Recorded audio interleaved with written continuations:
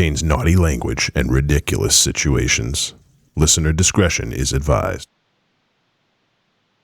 We are just 1 week away from the biggest shock party of them all in Worcester, Massachusetts. It is Rock and Shock.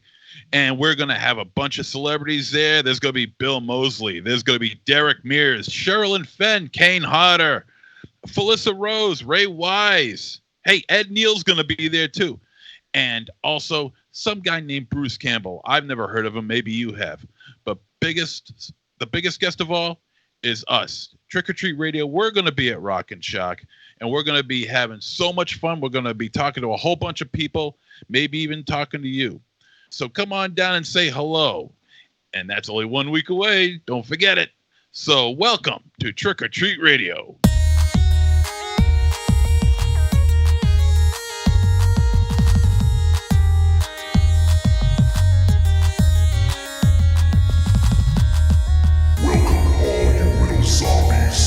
You're listening to Trick or Treat Radio, starring the Deadites.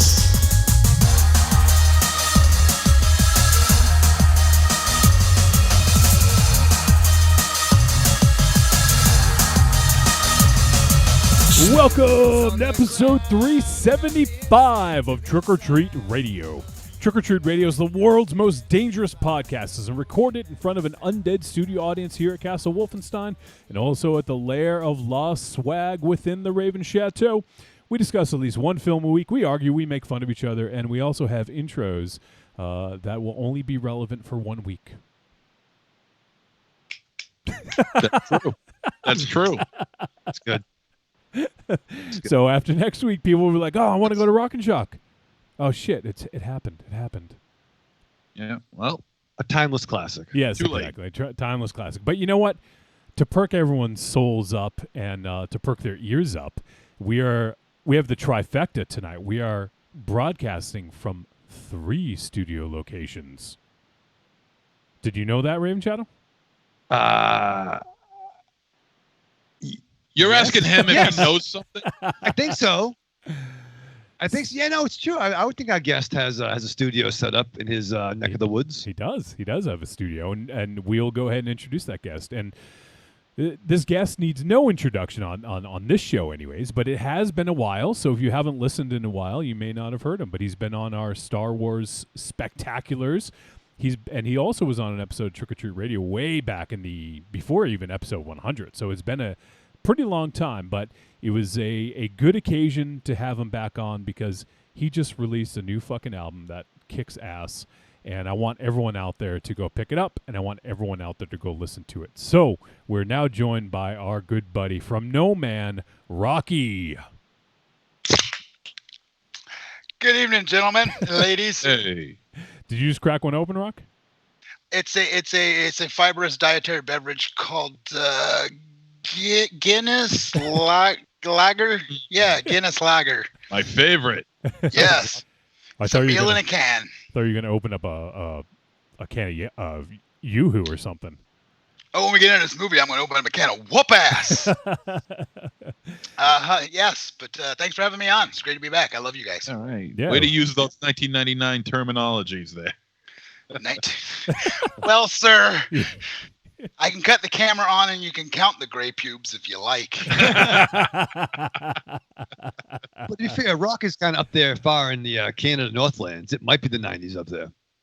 Well, to be fair, if you watch any video from the decade it says it's from, so 1999, everyone's dressed like it's 1989. That's how Canada rolls. So Nice. they're always a decade behind in fashion. Nice. So MZ, you should go up there because, well, actually, no, you still dress like it's the 90s. So don't listen to them. Put on your Def Leppard T-shirt and come rock with me, brother. I'm with you. Let's go. You got it.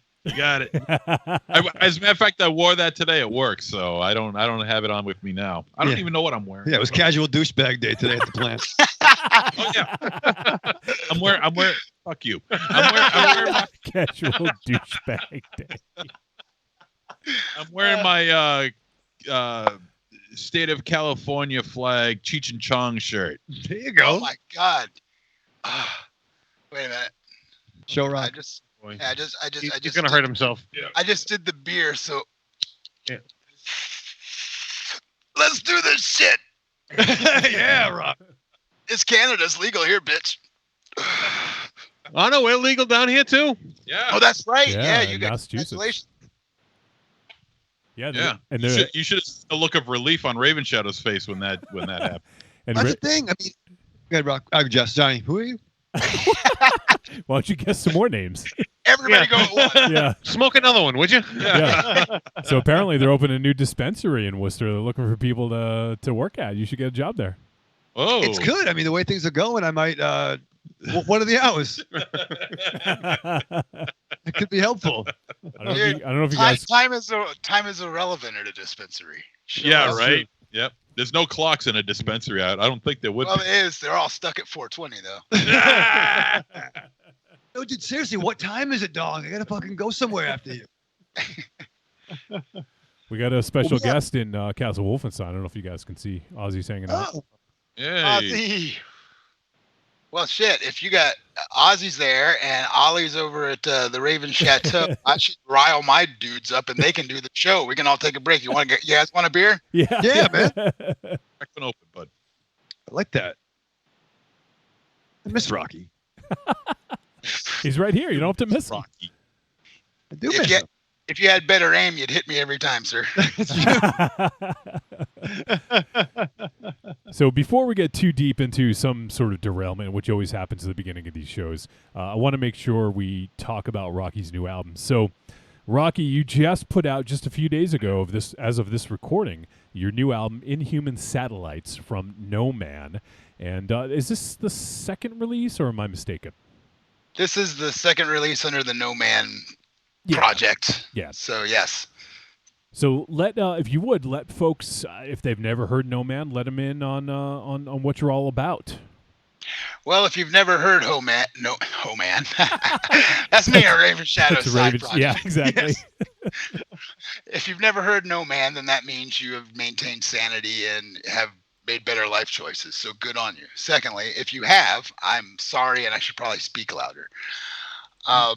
It's honestly, this whole project is just a reason for me to come at music from every angle.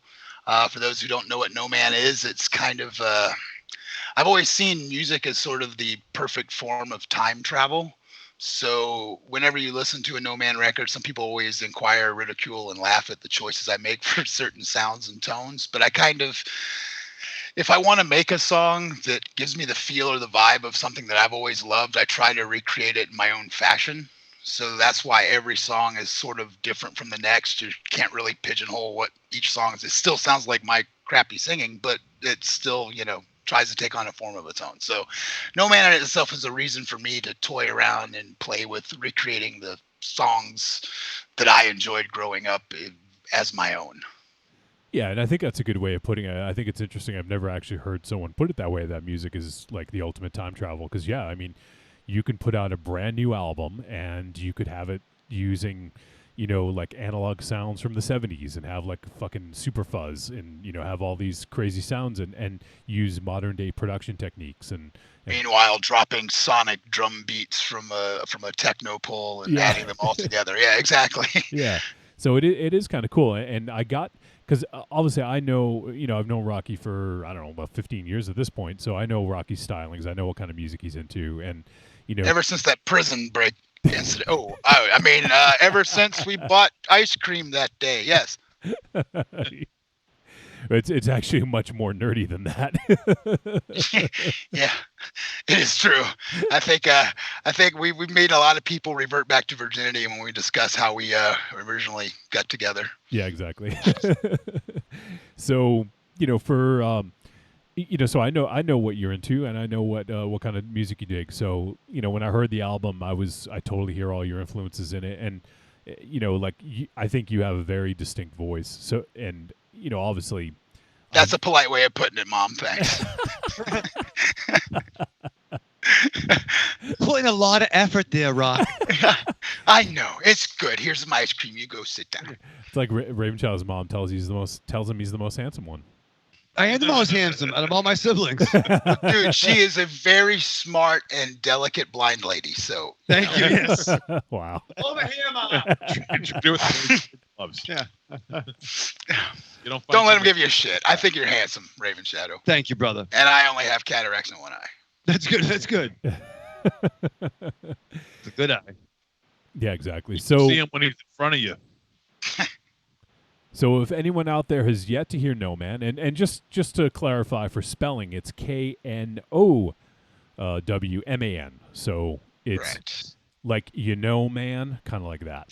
It's sort of an existential thing. It's sort of like through the time I was sort of discovering my musical identity on my own versus being a part of everybody else's project. So when I started doing my own thing, it was sort of like know more about yourself. So No Man became more of an existential humanity situation where it's like, hey, well, I'm going to kind of be revisiting rock and roll pop culture through what I'm doing. So it's all about, knowing humanity, really.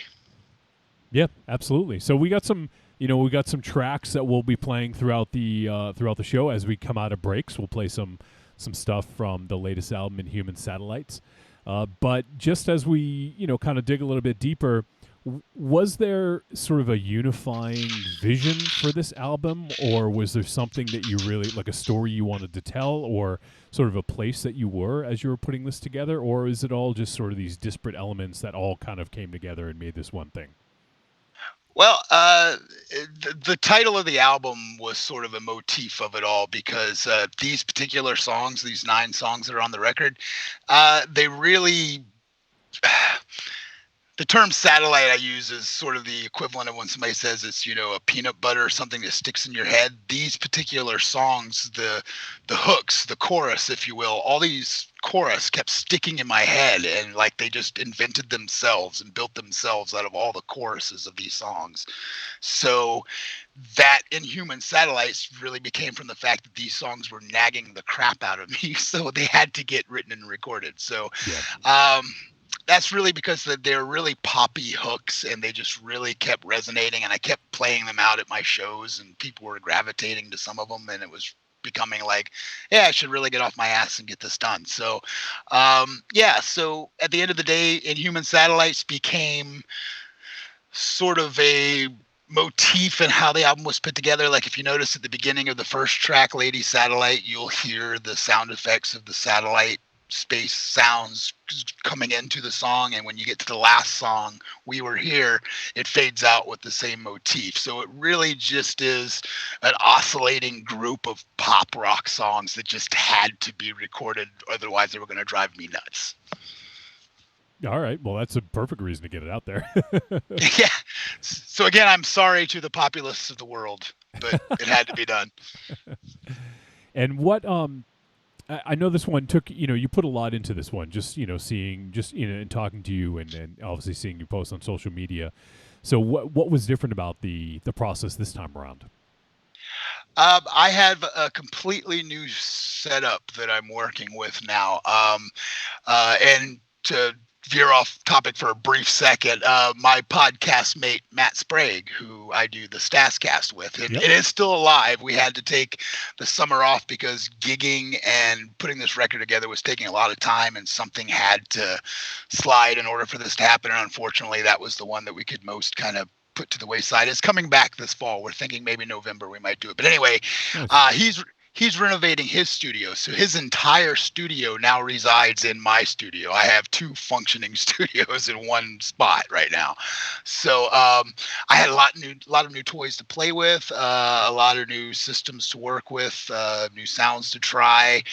And this whole thing was sort of an experiment of sort of seeing where I could go with new technology. And for better or for worse, this is what happened. Yeah, because I know you had said that you put a lot more into the production of this, so I was super curious to see, sort of where it went. And how long have you been working on this album specifically? Well, some songs like Running Time and Lady Satellite are older songs that I've been really wanting to put some good work into. So those sort of started the process earlier in the year.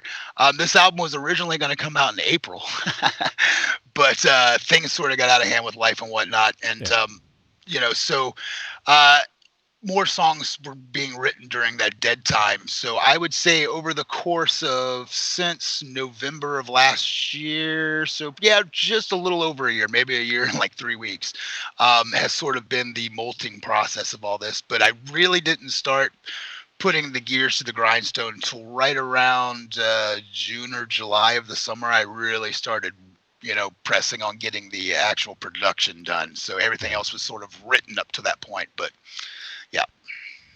And where can folks find it? I mean, I know where people could find it, but where can people find it, and what's the best place for them to check it out? Well, I do have my own website now, nomanmusic.com. Once again, Matt Sprague, my podcast partner and purveyor of the Natural Frequency Studios, he has helped me build a website, and you can go there.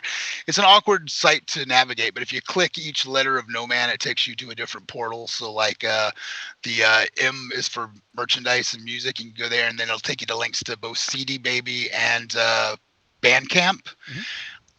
If you would like to purchase it. Now, Bandcamp has a special. If you purchase it from Bandcamp, you get 3 extra songs. There are 3 acoustic versions of 3 of the songs on the album, which, to be quite fair, after I made the acoustic versions, I started liking them better. So you can get 3 extra tracks from the Bandcamp site. Now, as of Wednesday, I believe, I finally got cleared for Spotify, Amazon Music, and Apple Music. So it is there for streaming as well. So you can just go there and type in KNOWMAN, and I should appear. Awesome. If people do that, then they're going to, each play gets you like 0.0000001 cent. So in 6 years, I'll be able to buy a pack of gum. It'll be awesome. It'll all be worth it. Yeah. Yes. You can buy Raven Chat a pack of cigarettes in about 10 years. Not if you live in Canada. I can't buy a pack of cigarettes on that kind of money. You hear that, Raven Chat? Or maybe you should never go to Canada. Why? How much are they in Canada? Would you really like to know? Premium cigarettes are right now closing in on $13.50 a pack. Jiminy crickets, that's fucking crazy.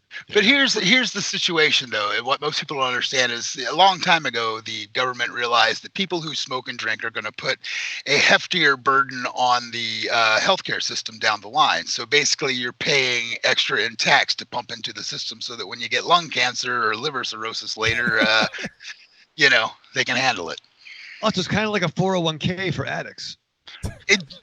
Dude, you should come work for Parliament. Is all I'm saying. Yeah, me and George Clinton would be outrageous. Dude, if you can get George Clinton up here, yeah. Fuck. All right, we'll P-funk the shit out of this, man. Aries is pissed. What's funny? When I visited your great land many years ago, your great land. I traded with the native people. I gave them American dollars, and they gave me absinthe. the natives. Yeah. One guy was named Ted. It was pretty cool. Where was I going? But yeah, no, I bought a cotton. I bought a cotton over there, and it's bad. A what? A cotton. Cotton. A fucking cotton. You bought cotton? Like a cotton I like t-shirt? cotton swabs. Cotton Well, swabs. how do they say carton? How do they say carton in Canada? Le coton. They say, "Can I get a box of that shit?" It's really weird because I'm originally from, down you guys' way, further south. Yeah. So I have not cultivated too much of a Canadian accent, but I will say that every now and again I will catch somebody saying something that makes me double take, like, "What the fuck did you just say?" So. There's some very weird dialects. When I first moved up here, this is a true story. When I first moved up here, I waited for like the whole first year. I never once ran into anybody that was the stereotype Bob and Doug McKenzie thing. And I was really disheartened and sad until one day I went to a farmer's market with my wife and her sister and her husband. And I'm standing at the counter waiting. And all of a sudden I hear somebody off in the distance going, "So I was pulling the boot out of the lake, eh?" And I'm like, "Holy shit, what?" And I just stop and I'm just panning the room. And finally I'm like, "Oh yeah, it's fucking cool. They're trying to get the boot out and it was just pulling slipping through the mud." And I'm like, holy shit. So I'm just like fixated on these 2 old dudes sitting at the fucking picnic table and like staring. If they had ever noticed me, they would have thought I was some either weird pervert or psycho axe killer. But finally my wife was like, stop staring and let's go. I'm like, this is intriguing as fuck, man. You don't understand.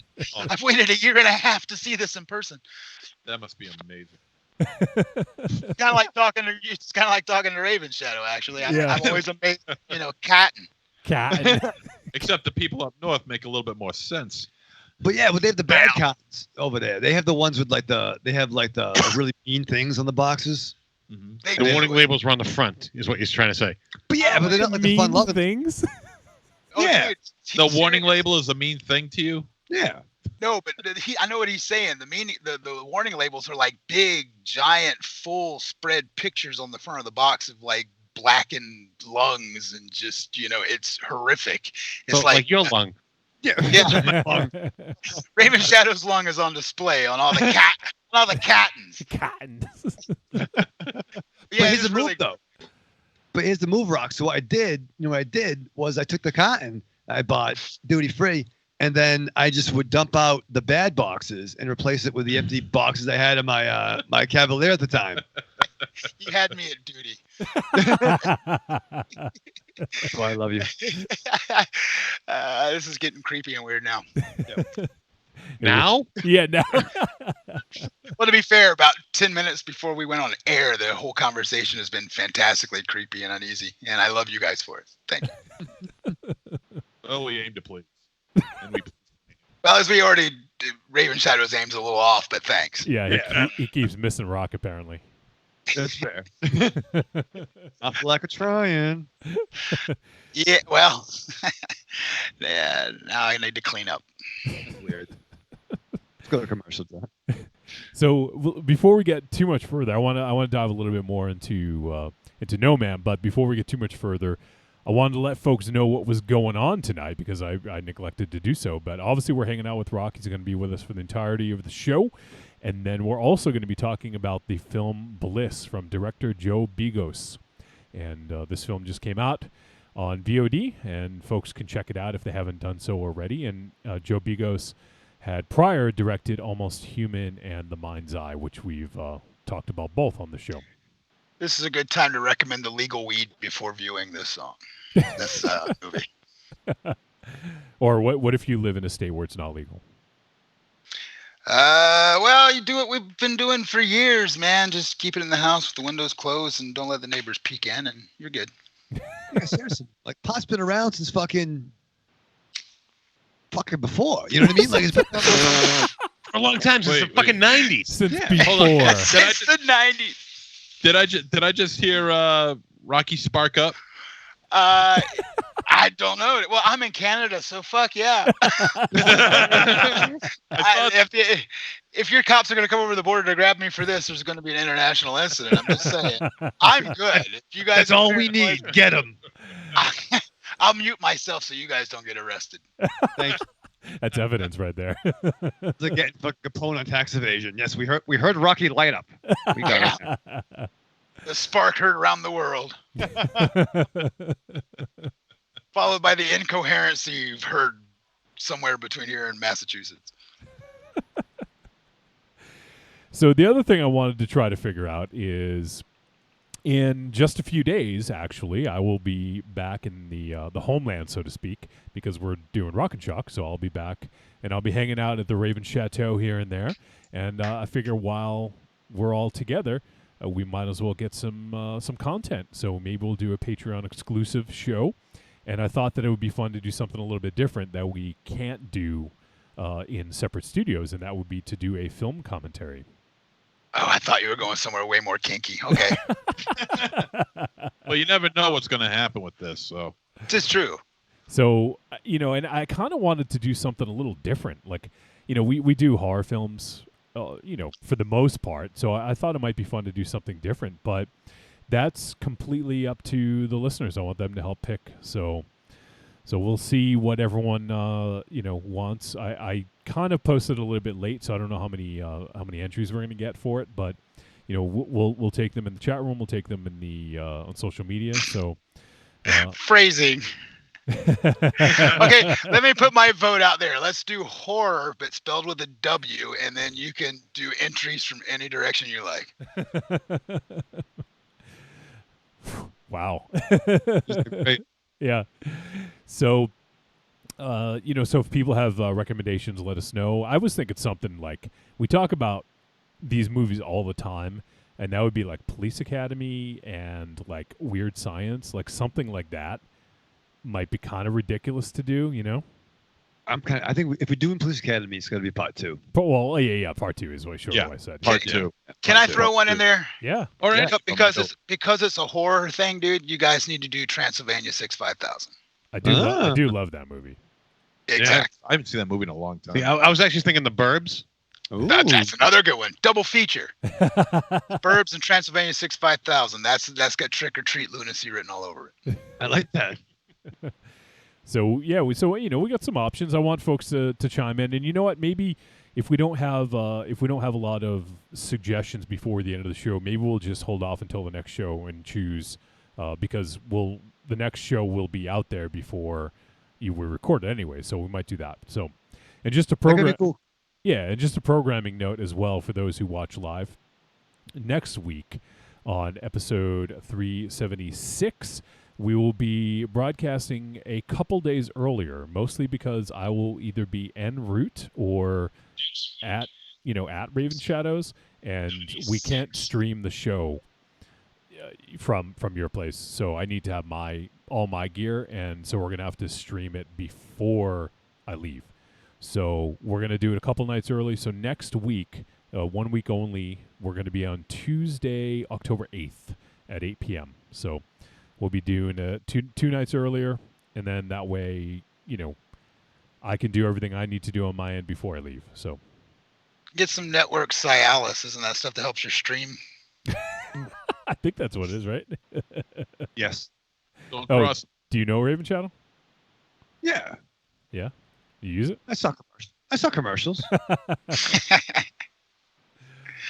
Run a lot. So that's what's going on for tonight. Now I want to get back to some more stuff with No Man, and Rock. I know, like when you put out an album, typically you want to lead with a track that is sort of indicative of what the album is all about. So. And I know you talked about a couple videos. Is there a single or a song that you think people should seek out first to get a feel for the album? Honestly, this, as a matter of fact, there's one song on this record that was, when I wrote it, I just was sort of overly in awe of myself, which never happens, right? I'm my worst critic. I think everything fucking sucks. So, the song Autumn Drive was this very mellow little ditty that I did, and I kind of wrote it in passing. It wrote itself in probably all of 10 minutes. And it became sort of a thing that as I was out playing, I started throwing more and more into the live show just because it's, a really mellow track. That particular song we're getting ready to shoot a video for now that the leaves are starting to change. We had to wait seasonally for things to happen for us to be able to do this. So I actually go next week to shoot some of the footage. That song, I guess if you want to say anything, is sort of a single. That song in my mind is sort of one of the first things I want to put out there for consumption just because I like it so much. And then a friend of mine, Sarah Rome, R-O-M-E, she had been sitting in with me occasionally at some gigs. She would come in and we'd do some funny little things like acoustic renditions of You're the One That I Want from Grease and shit like that in our own little weird, fantastic way. And we do a really killer version of Rosanna by Toto, actually, that's quite powerful. She's got a fantastic voice. So when I was laying down some vocal tracks, oddly enough, my wife came to me and she's like, "This is a great song, but it could really use just a little something extra. You ought to ask Sarah to come in and sing some vocal harmonies." And I was like, yeah, let's do that. So she came over one day. There was a margarita drinking party going on our deck. So I just kind of like, hey, you mind screaming in a microphone for a few minutes? And she was like, sure. So she came down there, and I swear to hand to whatever deity you want to believe in or not. She came in, and for the first time ever that I've ever witnessed in a recording, her very first time through the song is exactly what you hear on this recording. Wow. One take. It was fucking amazing. And it gave a whole new angle to that song that just made me go, wow, I I am impressed where this has gone. So Autumn Drive, if you listen to the record, it's one of my favorite things on there. There will be 2 other videos being made. One for the song Running Time we're doing at a bar I play quite regularly, Door 55. We're going to be going in there and destroying some things and making a fun little rock and roll video there. And then the third song we're going to do a video for, hopefully if all comes together later this year, another venue that I play at regularly, Spice Lounge. We're going to go and shoot a video for the song Best Day. So so there will be 3 songs that will have my ugly mug in full motion at some point on YouTube. So those are those 3. Everybody who has listened to the record so far, and even the people who listened to it before it came out, including my wife, who has had to endure these songs 4,000 times a day. Best Day, for whatever reason, has been a lot of people's favorite, which really shocks me because I thought nobody would like that song. It was purely done for me. And that song got written after getting really stoned and falling down the rabbit hole on YouTube, listening to nothing but Lou Reed and the Velvet Underground. Yeah. So I really dug that one too. Did you really? Yeah. Wow. You're one of those people. Yes, I am. Well, thank you. Honestly, once it was done, I liked it more. But once again, I always tend to like the weirdest thing I've done. So it shocks me when someone else likes it. Yeah. And the other thing I wanted to ask you about is, so you did sort of a collaboration and with Deconstructing Eden Perfumes. Talk about that a little bit. How did that all come together, and what's the collaboration all about? I would love to do that, actually. So Deconstructing Eden Perfumes, many, many moons ago when I was young, and this is even before the 90s, Aries, hold on to yourself.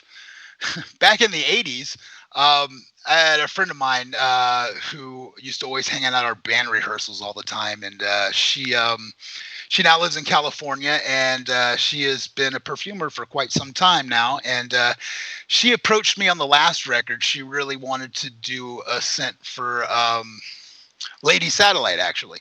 And that wasn't a song that was going on the album, but she heard it and she wanted to make a scent. So I was like, okay. She's so creative with it. Like, she'll send me a list of these smells that she combined together, and you look at it on paper and you're like, how the fuck does this work? And then you get it and it's like, what mad wizard witch are you that this shouldn't work at all, but it does. She does a lot of it's her and her daughter who work the company, and she does a lot of work with authors of fantasy novels in which she will make scents that are either, when the description of a certain character or a place in the novel, she tries to recreate through an oratory combination to create what that area, like if it was, none of the books are jumping on my head, but say if she was doing Lord of the Rings, if you wanted to know what the Shire smelled like, she would create that. I want to know what Bilbo's feet smell like. I have seen your search history. I know the weird shit you're into, but you should really not say that out loud. But yeah, that's the exact thing, though. And to be honest, she is so good at what she does that, like, take for instance, I've never been one for wearing scents of any sort other than my deodorant. So I've never been one for wearing anything, but she actually makes a scent called London Calling. Nice. And she was like, try this. And I was like, well, you had me at the Clash, so let's do this. Yeah. And honestly, it had, I read down the list of things, and it was like hints of whiskey and leather and smoke and all these little things together. And you're like, how does this work? I wear it anytime I have to go out and not smell like an ass. So this stuff is fantastic. And I've never worn a scent before in my life, but it's not overbearing, and it smells like rock and roll in a bottle. And you're like, how the fuck do you do this? But yeah, she's really great at what she does. So Deconstructing Eden, please go check it out. Support her. If you go there and read her roster and just look at what, the smell is supposed to be about, it'll really intrigue the fuck out of you, where it's like, I have to see what this smells like. I'm just so fucking curious now. So on this record, she did a scent for the acoustic version of Lady Satellite, which is one of the Bandcamp tracks, because her original one had like rocket fuel and stardust and all this weird stuff. It was very potent. It wasn't something that you would wear every day, but she wanted to make it as a unique thing.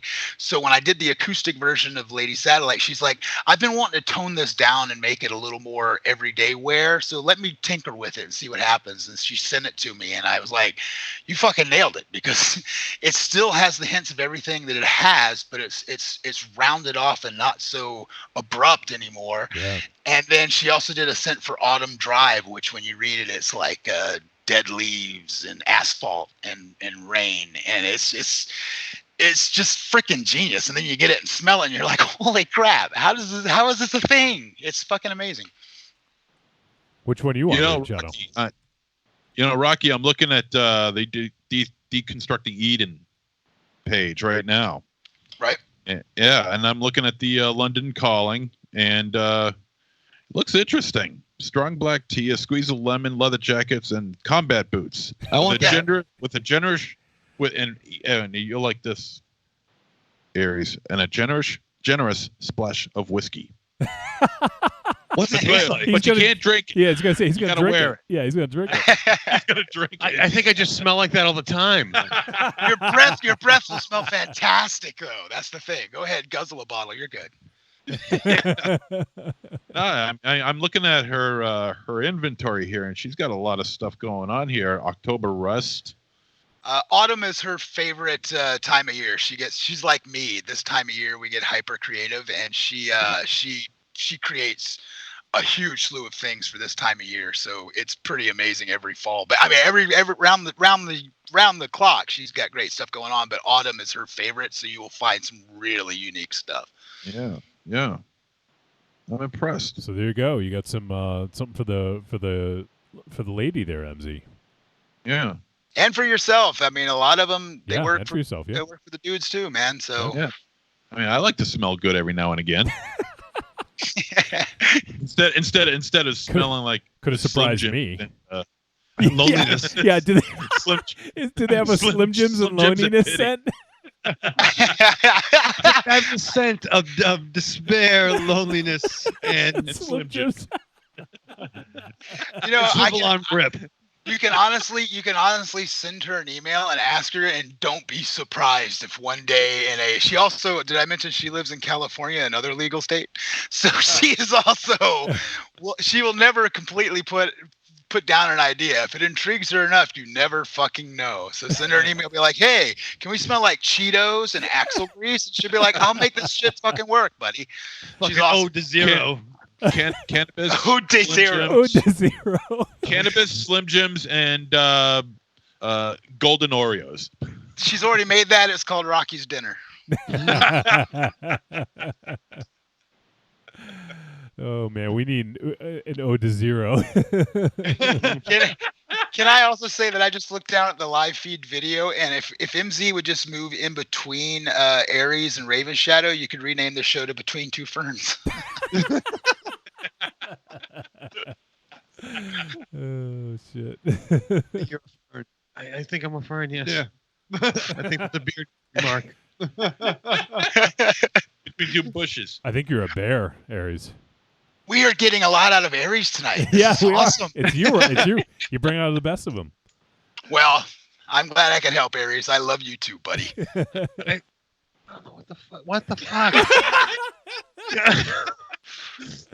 So I'm normally quiet when guests are on, but Well, it's been a while since we've had a guest. Yeah. So Rocky's a friend of ours. well, he's a friend of yours. I don't fucking know him. I I'm want not to get really to know a- him, but I don't fucking know him. Yeah. you I'm do not now.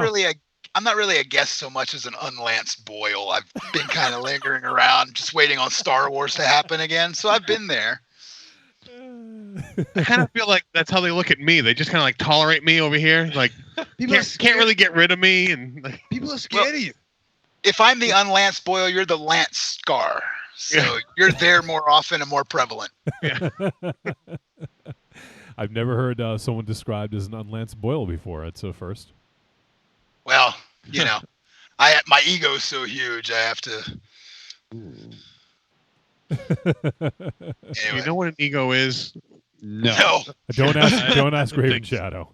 Yeah, it was Kurt Russell and Guardians of the Yeah. Galaxy Part 2. Exactly. That's what I thought. Let he go his ego. Yeah. Let go of my ego. Lego my ego. Oh man. But anyway, yes, please go check out Deconstructing Yeah. Eating. You guys will find something for everybody there. She's really remarkable. Her name is Toni Sinclair. She's fantastic at what she does. And like I said, I'm often humbled by the fact that she hears my inane recordings and is like, this has made me so creative. I want to make something. I'm like, what the fuck is wrong with you? You know? But yeah, she's great at what she does. So any need to promote her over me, then have at it. Well, to be fair, Josh in the chat room saying that he's digging Best Day, and he's got a little smiley face. Yeah. Oh, really? Yeah, that's Wow. Chromcast Josh. He's digging Yeah. the track Best Day. And he also said he wants, for his scent, he wants Regret, Mountain Dew, and Easy Cheese. First of all, can I just say that I want to use the term easy cheese in every walk of life for the next 2 months? It's just album title. Yeah, that's the next album. Yeah. Don't be surprised. Well, thank you very much, Josh. That's honestly, everybody has said the same thing, and I'm so dumbfounded by it, but so elated by it at the same token, because I completely did that song for myself, and the fact that everybody's kind of gravitating to it is it's nice to hear. So thank you. Yeah. In the chat room, we also have Puddintain hanging out, and X, Josh. We got a few people hanging out. Evil Corny actually sent me a message. He's like, I'm sorry, Wolfie, I'm not going to be able to join the chat tonight because I'm going to see Joker. So no Corny tonight. Well, you know what I always say about Cornelius, because I know Cornelius quite well. I've been over on From the Canopy a couple of times, and he's been on Stas once or twice. And me and him, anytime there's new Star Wars news, he'll send me private messages on Facebook, and we'll end up chatting for like about 10 or 15 minutes during the day. But as I always say, Corny, go fuck yourself. It's awfully nice. Honestly, nobody knows the private joke, but since me and him met and started becoming friendly, if we don't speak to each other for more than like a week, somebody will just send the random "go fuck yourself" in a message, and that's all you get for like another week. So Hold you over. Yeah. exactly. It's even been short now. We just type GFY. We don't even go through the motions of saying the whole thing anymore. God damn. Exactly. So I would be remiss if we didn't talk a little bit about Rock and Shock. I want to start to wrap this up. Actually, before we do that, Rock, obviously we know people know where they can check out the album. But any social media that you want to let folks know where they can follow you? Yeah, I'm actually on the Book of Face. You can find me at I think it's actually No Man Band over there. I think at the time when I made it, it was still No Man Band instead of No Man Music. So it's facebook.com No Man Band, and you'll see my hideous little hat and glowing eyes emblem. You know you're there. I also have an Instagram, which is No Man Music. You can find me there if you're in the area and want to come see me play live. I post all my upcoming stuff there. And as I said, nomanmusic.com is a thing now. You can go over there, click the letters on No Man, and you'll find your way around. Sorry. Which also has my dates and places where you can find music as well. As far as social media goes, I really only do Facebook and Instagram right now. I don't do the Twitter thing because that's just inane and drives me insane. So I wouldn't do that to anybody, much less myself. So, yeah, so there you go. That's pretty much the social media side of things. And, you can always drive by my house and throw a rock through the window. I answer that way, too. Do you need to put a message on the rock, or will you know who it's from? That would be so great if people did, but I think it's like the internet. It's the anonymity of the messaging that nobody wants to know. Right. You suck. And they spell it out through the holes in the windows. So Yeah. That's what's fucked up. They don't write it on a rock. They spend enough time to go get another rock and come back and. And then they'll say, by the way, Best Day is my favorite song. And then I'll have to walk out on the front lawn and fucking yell at my wife for throwing rocks at the window. You suck! Get out of my house! So everyone go check out No Man and listen to the album Inhuman Satellites. You can find it streaming. But you know what? I recommend purchasing this one. Go to Bandcamp and you can get You it get from 3 extra tracks. Yeah. If you go to Bandcamp, get the 3 acoustic tracks, which you may like more Then the 3 acoustic tracks are there's an acoustic version of Lady Satellite, an acoustic version of Autumn Drive, and an acoustic version of We Were Here. So. And how much is it? One of those deals where like what's the minimum people need to pay in order to get the album on Bandcamp? $9. Okay, so there you go. So, $9 Canadian. So it's probably like $7 for you guys. So you can go ahead and get that and get a few extra tracks if you guys go to Bandcamp. So it's nomanmusic.bandcamp.com. Head on over there, and you can check out the album. Or if you want to get a taste, I understand there's a lot of options out there. If people don't want to buy it sight unseen, you can go ahead and stream it now on Spotify and Apple Music. So give rock a listen and check out No Man. You can't hate me until you hear me. Exactly. Yes. Well, unless we've heard you. unless you're Raven Shadow, you ain't gonna listen to the album.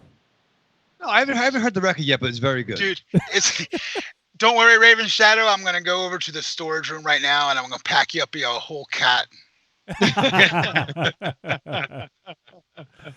Thank you, brother. No, I dig your fucking cuckoo Jew sounds, man. I like everything you do, man.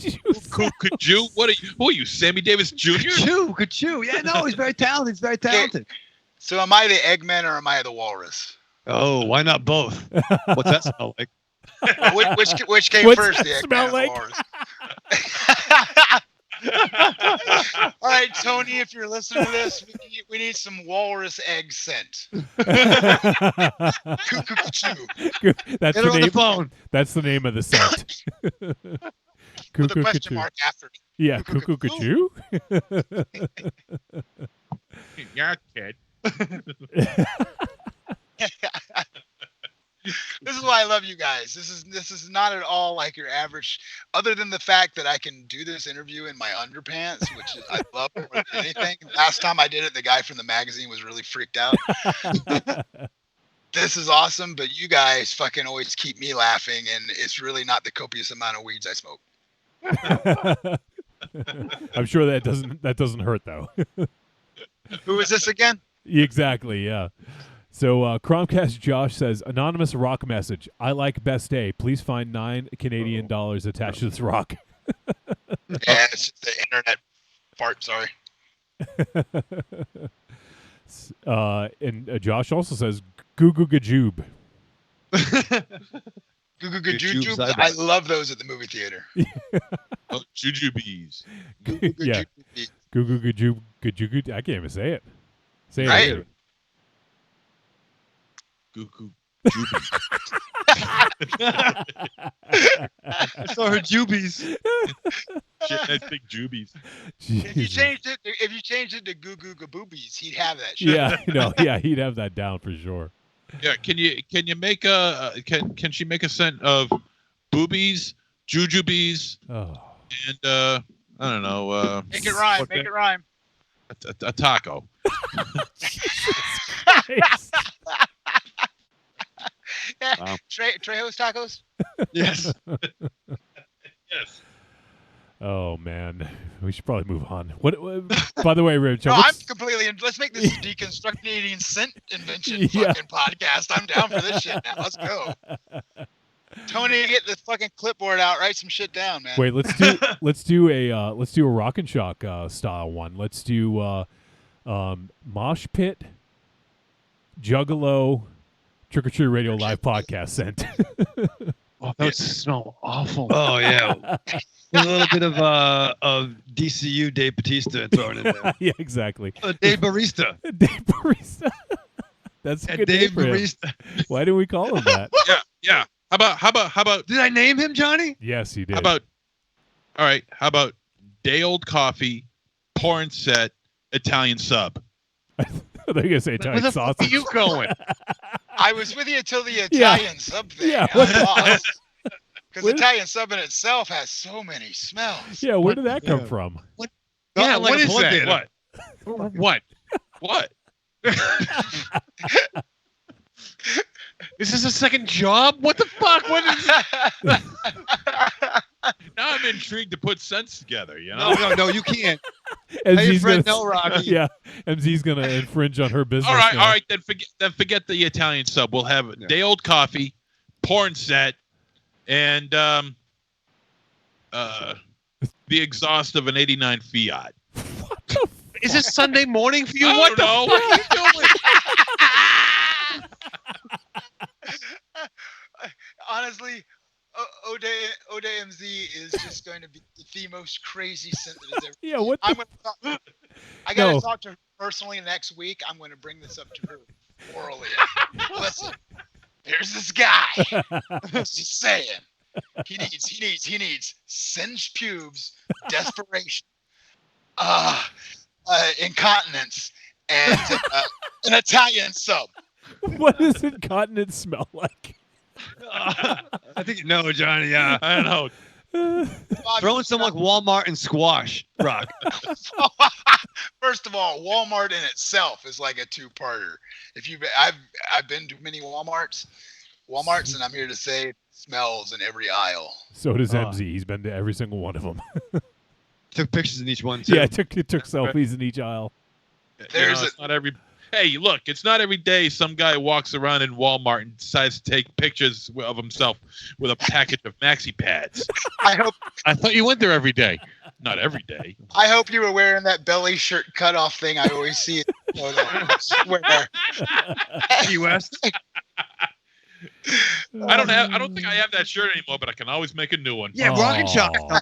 Yeah, you got to wear that rock and shock. Jesus, have you seen my belly lately?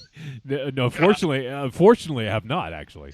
You know what? I'm looking more. I'm starting to look more like Chris Jericho's buddy Ralphus. Oh boy. Ray Charles saw your belly, dude. Come on.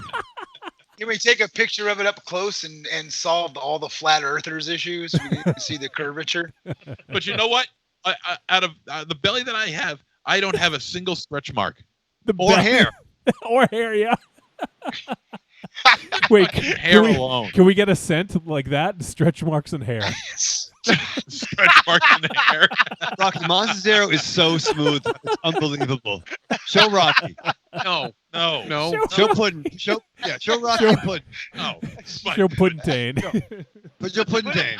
Put Come it on. right up between Aries and Raven Shadow, and it will look just like Zach Galifianakis, and we can totally go with the two. Make one for Aries. Make one out of whiskey, and whiskey. I call that breakfast. Yeah. I got your back, Aries. I won't let them beat you down. Oh no, it's funny you say that because I was just given a shirt that said "Whiskey, the Breakfast of Champions." Who's on the cover of that box? No, not a box. There's a T-shirt. Just Oh, it's not a picture of the Wheaties box. I thought it was like That's funny. Do you remember that? Remember that Mug picture? shot of somebody who got like arrested for DUI or something. Like Someone- Nick Nolte on the box. You know. Like, Nick Nolte. Nick Nolte. Oh, That's so fun. wrong on so many levels. It's his mugshot. yeah. Yeah. Wasn't there there like 6 or 7 years ago on the internet, there was a picture of a Wheaties box that was called Meaties, and it was Ron Jeremy wrapped in the American flag on the box. Do you know Jesus. that? Oh man, that sounds horrible. That sounds awesome. I'll see Dude, if- I really, honestly, to kickstart MZ's film career, because I would really like to get it back on, track after, Fetus and Blood Pigs and Fetus. You should honestly, when he finally passes away, if they do a biopic on Ron Jeremy, if MZ is not first or second choice for the role, there's fucking seriously something wrong with Hollywood. Well, let me tell you, I'm going to come up a little short on that one. Prosthetics, Go a little Prosthetics. short. Okay. practical effects. I don't want no CGI into that motherfucker. So let's put some super glue in a fucking fire hose, and let's just make a fucking Slinky. real Slinky. There, I found the Meaties picture I just posted on the live feed. I met Ron Jeremy once, and he's a hoot. He is a cornball. He really Yes. is. I have always thought that. I've seen interviews with him, and I've always thought he seems like the kind of cat that you want to do two things. You would enjoy that conversation, and you kind of want to smell his penis for the history. You just want well, I wouldn't want to go anywhere near his penis. Of course, I'd have to be like about 10 feet away from him for me to legitimately say that. No, you shouldn't smell it, but maybe Rocky, I think you understand this. Maybe you'd have to shake it though, right? Like I just want to shake your hand. I thought you said shave it. I was about to agree with you. You're fucking weird, Rock. I mean, you might be into that. But hey, let me tell you something. I met Ron Jeremy back in 2004. Okay, and this was at Chiller Theater, and I got my picture taken with him. I got an autograph with him, and I shook his hand, and I said, "Love your work." And as I walked away, after you shook his hand, I bet he was like, "Oh fuck, I gotta go wash." And after that, I smelled my hand.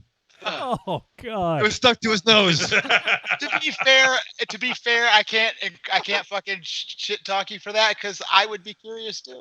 You do the same thing? Yeah. I totally would. I'd walk off and be like, "Do I?" Oh, okay. Imagine getting like blessed by like Ron Jeremy, like you were like King Arthur, like you were like, and the dick on the shoulders. But you run the risk of getting knocked unconscious when he touches your head. Arise, Lord Ravenshadow. I thought you were gonna say bless him like a Catholic priest walking down the aisle. He's just flicking his penis over the fucking aisle. Spiritus Sancti, Dominus Holy.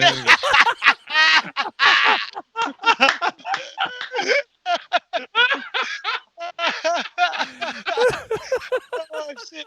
I think that might show up in one of my videos. Dressed up as Super Mario. Yeah, I love done up in the total Mario getup. I love that in the chat room. Josh says in quotes, "Love your work." I did. I said that to him. I said I love his work. You should have dovetailed that with "love your work" at least 2 to 3 times a day. Wow. In 3-minute increments. Yeah. No, 20-second for him. Did you watch that at work, MZ? Yeah. What break is that on? That's his last break. As a matter of fact, you should smell my hand. I think we're related right now. Don't high five me; it'll stick. One of your powers activate. How great of a picture would it be if MZ and Ron Jeremy did the big high five thing, like at the end of Laverne and Shirley's opening credits? Yes. No, we'd be high fiving each other like the nerds at the end of Revenge of the Nerds 2. Yes. I picture him like Schwarzenegger and Carl Weathers in Predator. You son of a bitch. If we could get MZ, Ron Jeremy, and Booger in the same fucking room together, would that not be the best fucking? I would get a T-shirt made of that and wear it every fucking wear. And that could probably happen. Yeah. I've met both of them. Have you really? Not together. No, not together. Oh, not together. But I have met Curtis Armstrong. I have met Ron Jeremy. Well, Raven Shadow, you have up to a year to make that happen. If not, I'm going to get some friends of mine who are really good on Photoshop, and we're going to have a new Trick or Treat T-shirt for next year. Sold, brother. Sold. Absolutely. All right. I'm totally down on that, by the way. I've heard you're down on a lot of things. But dude, seriously, come on, guys. Seriously, look at those three together. Those are the three lost triplets of fucking, Caligula. Yeah. The triplets of Caligula. Yeah. Oh man. That's a fucking rock and roll band. We need Sweet Tooth in that too. Not Sweet Tooth. Sweet Chuck. Oh yeah. Sweet Chuck. Or Zed. Holy shit. Or Zed. Well, I was trying to think I'd pick Zed. I was trying to think of the fourth without Mount Rushmore, and for Monster Zero, probably like fucking G.G. Allen, right? Would he be the fucking the Wolverine of the team? The Raphael. I think Sweet Chuck fits the motif of the four. Yes, that's what I was thinking. Or we could get the four of them to cross Abbey Road together. Oh shit! Now that it's the 50th anniversary of Abbey Road too. Yeah. So like that. All right. Whoever knows Photoshop, get on that shit right away. right? Hello, Photoshop. Or even better, who is your listener? I can't remember his name now, but he does those awesome drawings for you guys on the fly. Oh, Raven J. Raven Yeah, J. yeah. Yeah. Dude, he could do a killer job with that, man. We could also. I wonder if that. Matchel from Omaha also is a fucking amazing artist. Yeah. There you go. Give each one of them project. One of you guys gets the the Abbey Road cover, and the other one gets the what was the first one we spoke about? Laverne and Shirley. Was that? No, there was another. Mount Rushmore? No, the Predator handshake. Is that To catch a predator. Or the Revenge of the Nerds? The hooker with dysentery. Yeah, well, all of them. Hey, I don't come down there and talk about your mom. Shut up. So who is on this Abbey Road cover again? Just to review. It's Sweet Chuck from Police Academy. Ron Jeremy, Monster Zero, and Booger.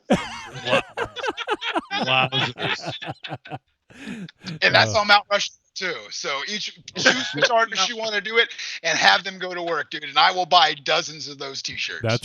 That's a murderer's row right there. Those four. I am totally down on something like that. I am in on that. Or even Nick, it's your birthday today. Fucking you with the Photoshop. Fucking make something happen, brother. Just make that a contest for Trick or Treat Radio. Whoever can get, whether it's Photoshop, hand-drawn art, or whatever, somebody's photo is going to get picked to be on a T-shirt. And fuck, I'll help you guys make those things, man, because I want that. And I'll put up a picture of myself, with a, that's decent enough that can be used. Is it weird? Does one of those exist? Yeah, exactly. I was just thinking Not that. really. Is it weird that I want it on an apron? I thought you were I gonna want say. it on an apron. I thought you were gonna say 8x10. 8x10, yeah. I'll wait till next week, Johnny. Well, at least you didn't say bib. No, that one will be MZ as Bib Fortuna. It's in the Wonga. Smell this. Actually, I have seen bibs with Ron Jeremy on it. Oh, It says boy. Ron Jeremy is my father. Get the fuck out. Have you really? I have seen them. Yeah. Oh, my God. I think they're on Rotten Cotton. Oh I boy. think it's Rotten Cotton. You have a rat and cattin? Yeah. Rotten cotton and smokes? Rotten cotton. Don't diss Rotten Cotton, man. I love that. I'm not. I'm trying That- dissing Ravenshadow's way of talking. Yeah, see? Well, that's funny. Yeah, agreed. Anyway, that needs to happen, Jesse, so push it. All right. So if someone wants to do that, we would appreciate it. Ravenchild, what's that box? Is it Ooh, I was wondering that, Johnny. That's weird. What could it be? It's October. It's not my birthday. That's December 27th, coming up soon. It's not MZ or Monster Zero's same fucking person. Yeah. And Johnny shared birthday party. And it's not Rock. I'm not even sure they have birthdays in Canada. But it is October. So I can only assume, because none of us know the actual date, because you won't fucking... It's a Halloween gift for you. It's a Halloween. No, I think it's for you. I think it's for Aries. I think it's for you. I think it's for Aries. I think it has your name on it. It has part of a name and then a one letter that's not in any of my names. I was trying to figure that one out. Does it say John Constantine on it? No, no. It's a G. There's a G It's a in letter there. G. I don't know what that is, though. Because your boy put the G in the alphabet. So why don't you open this up and No, it has your name on it. It's not me. It has your name on it. One of you open it. It's not for me. Josh says, "What's in the box?" It's not for you either. I have never heard a bunch of people argue over who's not going to open a gift. What the fuck? Well, Aries is like a vampire. He won't come in a place unless you invite him in. So I guess it's the same thing for a package. His name needs to be on it. Yeah, Well, we've already discussed for the last 20 minutes that Monster Zero put his hand on a package too sweet. So fucking get on it. Puddintain wants to know what's in the box. And also just popped in the chat room is Creepy Girl. She says, "Hi, I miss you guys. I'm off tonight." Hey, Creepy girl, babe. how you feeling? Did you get back from the thing over there? This is oddly the size of a head. That hadn't occurred to me until someone shared what's in the box. Ravenchild, put your head in it. See what's... Yeah. Do you think I'm stupid? Yeah, I do. Dude, Goddamn box. if it's Marty Feldman's head singing I Ain't Got No Body, I'm going to die right here. That would be the best. All right, someone's gonna open it. All right, there we go. Yeah. Aries is gonna open it up. Is it as heavy as a head? Can't believe he's opening it up. I like how Does it Ravenchild smell? got up and walked away. Yeah. Is it ticking? Does it smell like sulfur? Is there anthrax in it? We got it. I Oh, hope there's anthrax in it. Scotty and dancing out with Yeah. me, motherfucker. Yeah. What'd you get theirs? This would be an alien mug with an alien inside the mug. oh, nice. Oh, that's fucking dope. It's Oh, actually- look at that. It's Oh, that's nice. awesome. Wayland Utani. Want to hold that up? Yeah. Utini! Ootee. That is pretty slick. I can only see it in a small. Oh, Put it to the nice. camera. Yep. All right. So I say And turn the it. Wayland Utani Corporation, and then inside there's a little alien inside of it. That's nice. Nice. Yeah, I can only assume it's from the person who always sends gifts. Yeah. What a nice That's man. pretty Who's it? sweet. That's Say awesome. who's it from, little Aries? The Little Unabomber?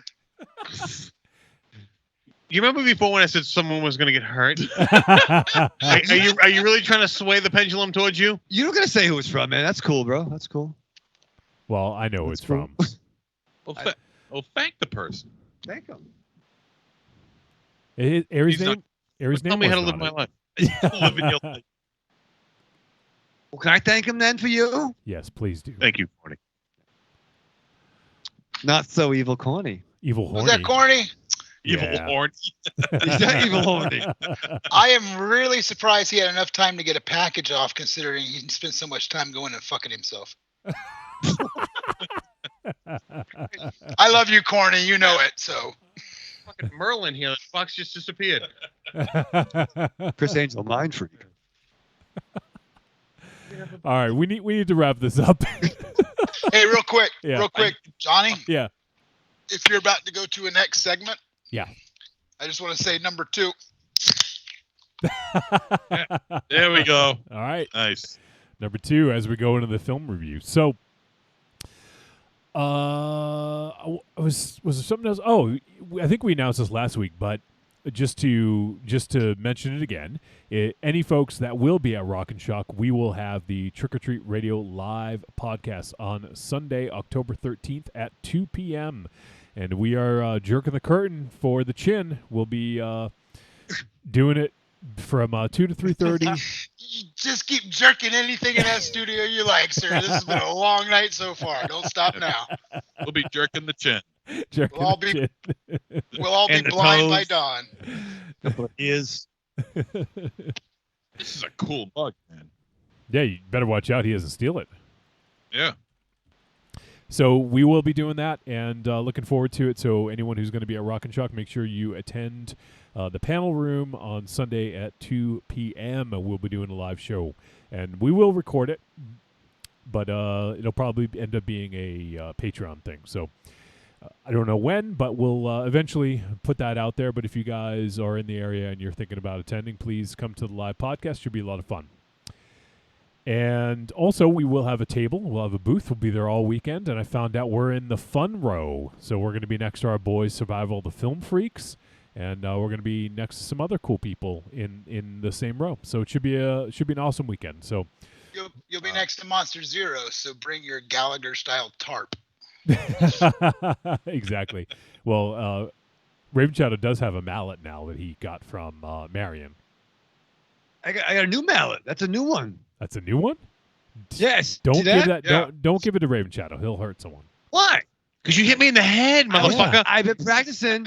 Bro, great. That's a smaller one. Did you hit yourself in the head? No. You hit yourself in the crotch, didn't you? I don't want to talk about Aries. Just change your name to El Kabong. I'm picturing you, mallet in each hand, like winging them about, and like mallet, like one in each nut. Well, mallet in one hand. There was something else in the other one. I don't want to talk about it, but Rocky fucking knows. Oh, what? I do, huh? We should call you the Gongabong, Raven Shadow. I am the Gongabong. That's what I fucking love Gongabong. That'll be in my head in the morning. Break, so I'm with you. Gongabong. Gongabong. God, it's been so long since I saw that. All right, Cromcast Josh says, all right, y'all, dropping offline. Thanks for the laughs. That was fun. Rocky, I dig the music a lot. Thank you very much, Josh. That means a lot. So you'll expect a rock through your window from Josh with $9 attached to it. Canadian, of course. Well, I'm going to hire Raven Shadow with his dual-wielding mallets to return serve. Yeah. Dual wielding mallets. 2 mallets, you'll still miss the rock. Yeah, exactly. But get both nuts. All right, so we're going to start to wind things down for the intro here. We went on a little long, but looking forward to chatting about the God, movie. Jesus, the intro. Yeah, exactly. Hour and 10 We're not even minutes. talking about Star Wars. What the fuck? So if you guys want to help support the show, head on over to Patreon, patreon.com/trickortreatradio. And for as little as $2, you can help support us and also get some stuff. So head on over there, and if you're not already a supporter, consider helping out, because now we have 2 studios and double the overhead, and we could use all the help we can get to keep the lights on, so to speak. So head on over, and then we'll give you some cool stuff in exchange, give you some exclusive content and some other goodies. So head on over Maybe to some cool new T-shirts with the Monster Zero celebrity guest. yeah. Hint, hint, wink, wink, nudge, nudge. And also, if you guys shop on Amazon, I know most of you do anyways, go ahead, use our link, head on over to trickortreatradio.com, scroll down, look for the Amazon logo, click it, bring it right to Amazon, input our affiliate link. Doesn't cost them any extra, Raven Shadow. But it's another way to help keep the lights on. Are you sick of saying that yet? Only when the lights are on permanently. So until then. Yeah, exactly. And also, if you guys want to, you can also go to trickortreatradio.com. We have some digital content there. Click on store, and then you can go ahead and buy the greatest hits volumes 1 through 3 of Trick or Treat Radio. And there's some other stuff. So check that out and help support the show. And if you haven't already done so, another way you can support us is to leave us a 5-star review, especially on Apple Podcasts. That's the one where we get the most traffic and the most listeners. So if you have yet to leave a review, go ahead to Apple Podcasts, leave a 5-star review, and then let folks know why they should listen to the show or what you dig about it, just to help people find us over some other shows. Tell them how ridiculous we are and how we talk about Ron Jeremy. People who bought Trick or Treat Radio merchandise may also enjoy lube, rubber gloves, and unlubricated condoms. There you go. That's a great 5-star review right there. So, all right, Raven Shadow, you sit down to watch Bliss. I'm dying to hear how you prepare for this one. I'm glad you fucking asked, Johnny. I'll tell you this. For those that remember and those that forget, I'm on the precipice of producing some new prints. That's right. Some new 8x10s for the Rock and the Shock. I gave you a little sneak preview. Oh, yeah, you did, yeah. The other day. Did you miss the question? What was the question? Great question. Great question, Johnny. Let me circle back with my colleagues, and I'll send you an email. Maybe we'll table this for now. I'll put that in the parking lot. But no, what I'm trying to say, Rocky, you know what I'm talking about. I'm looking at you. I'm thinking about you, and I'm thinking about. I was just about to say, you are making new prints. I will need a new one because the one that I got when I bought a Trick or Treat Radio shirt a couple of years ago hangs right over my mixing board. So I am honored and aroused at the same time. It's there to remind me of what I could turn into if I don't keep working. Wow. It's a cautionary tale. Yes.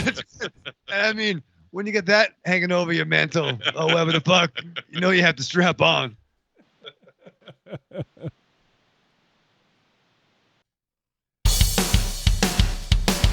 Greetings! We are the Retro Reductopus Cephala Podcast, the bi-weekly show that celebrates all the things that made growing up awesome. He's right. We wax philosophic about lots of geeky crap like old video games and movies, toys, cartoons. I don't know, help me out here. Music, pants, quoting video games that don't have dialogues, shabibers, tasty news, Unnecessarily long Japanese onomatopoeia. butt breathers, uncomfortable nature facts. or how to install a Samoflange. And unlike all those other podcasts, we at Retro Reductopus have an exciting rotating host schedule. Do we? We sure do. So, if you didn't like the guy flapping his gums this week, Like me. worry not, gentle listener. Next week, we'll have a whole new host. Of problems. Hey, they might still suck, but they'll suck differently. And you know what's really cool? Retro Reductopus is part of the Inebriard Podcast Network, with new episodes out every Tentacle Tuesday. Which is like every other Tuesday. We named it. Anyways, you can listen to us at iTunes, Google Play, Spotify, Stitcher, or straight from the tab, reductopus.buzzsprout.com. Thank you guys for having me on. It's a blast. You guys are awesome. Thank you so much. And, Trick or Treat Radio, man. That's where it's at. That's the new Fangoria Radio is Trick or Treat Radio. No. Don't say that. It's like, you really put us under. It's like swearing in church. I don't know. You just jinxed us. Yeah. you put a lot on our shoulders just now. Well, we can strive for you greatness. You guys are awesome. Yeah, you really are. You got a great show. The following message is a paid advertisement for the Cult of Muscle podcast. The Cult of Muscle. You're either in it or you're dead. It's the dawning of a new age. The halls of Valhalla have been shuttered. The heroes of yore have either retreated to the shadows or taken to capering for the amusement of the small folk. Their past glories a distant memory.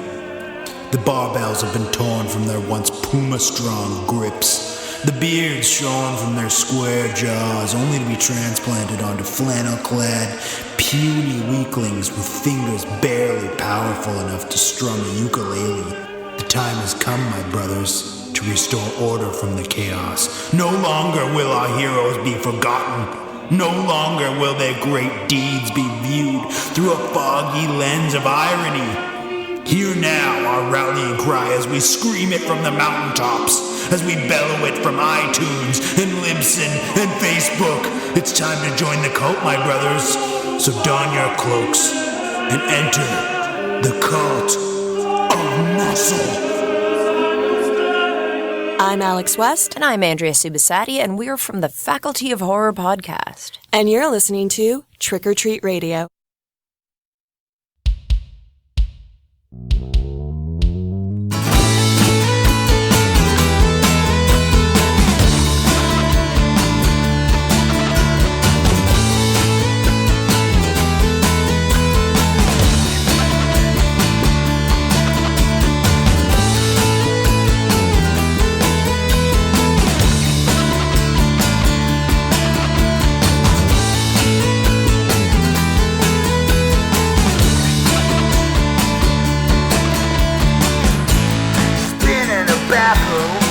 For an hour now. It's all just too hard for her to think. It's more than just taking a powder now. She slipped out the window, made her escape. And hey, yeah,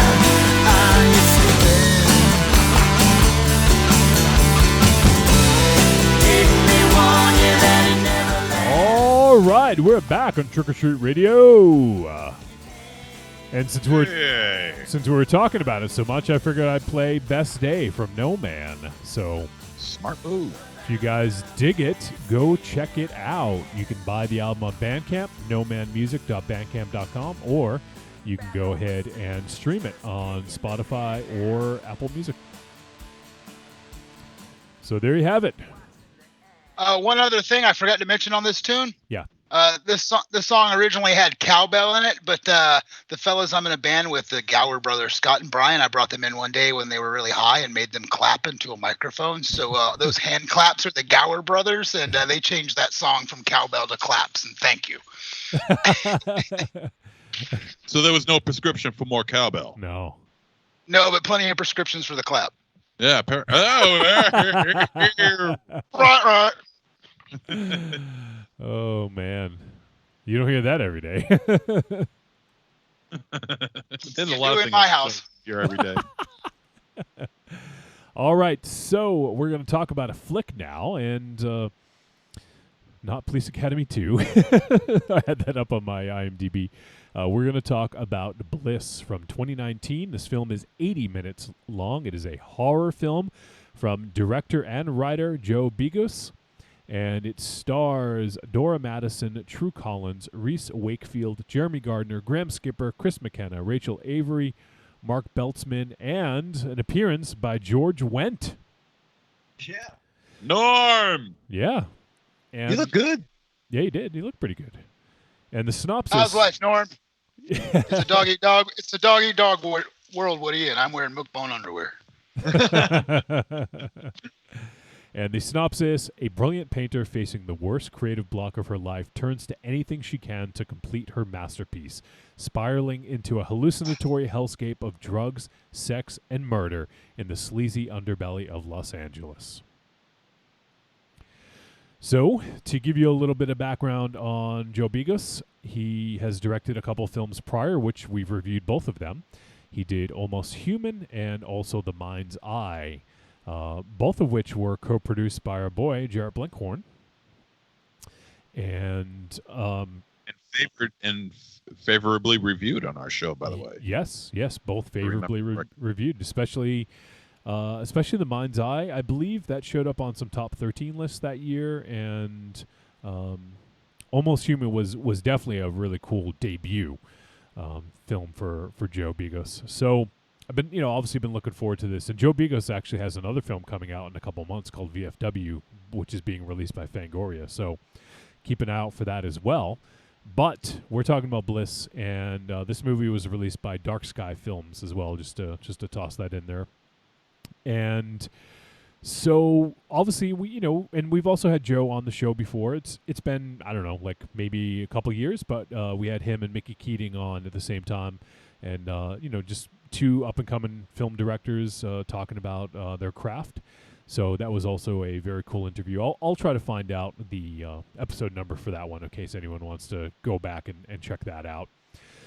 So also I wanted to bring up the score because I think it's we've had a lot of scores done by Steve Moore, and Steve Moore is known as probably just as well now as his film scores as being from the band Zombie, Zombi, and they were very influenced by Goblin, especially the Dawn of the Dead score that Goblin did.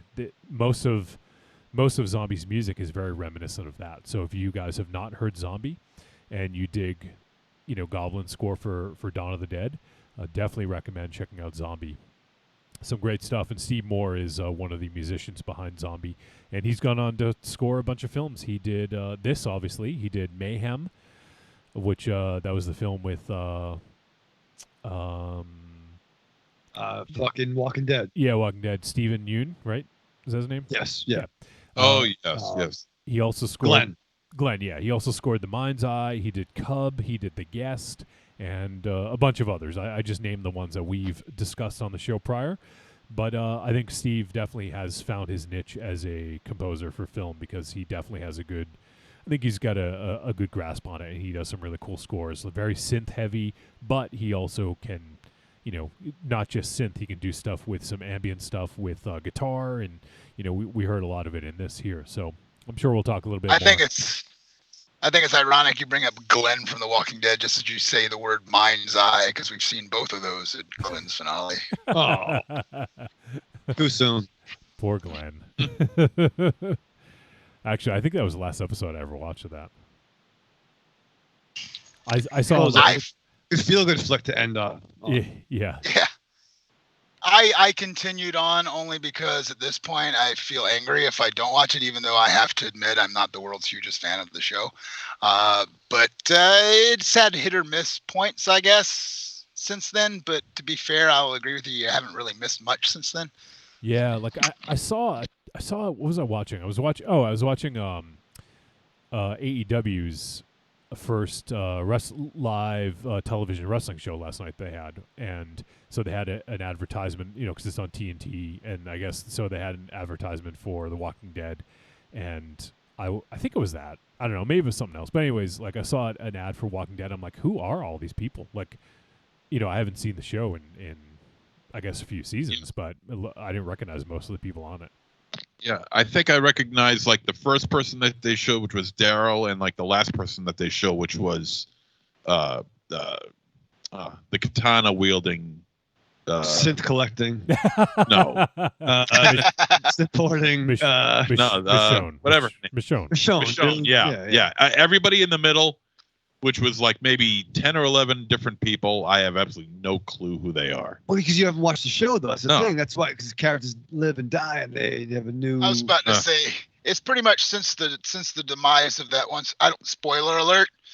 Since that certain character is no longer with us, they brought in a whole slew of who the fuck are these guys to try to fill up dead space with the main characters now gone. Yeah, I mean, oddly enough, like it kind of got better once one character was kind of gone. I'm still digging it.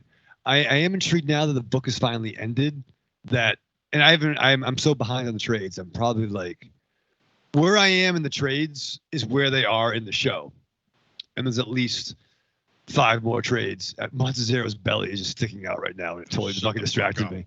But I'm actually in line where the show is.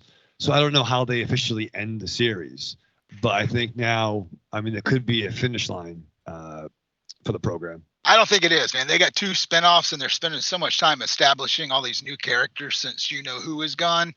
To be quite honest, I have really only stayed tuning in because of my interest in Michonne.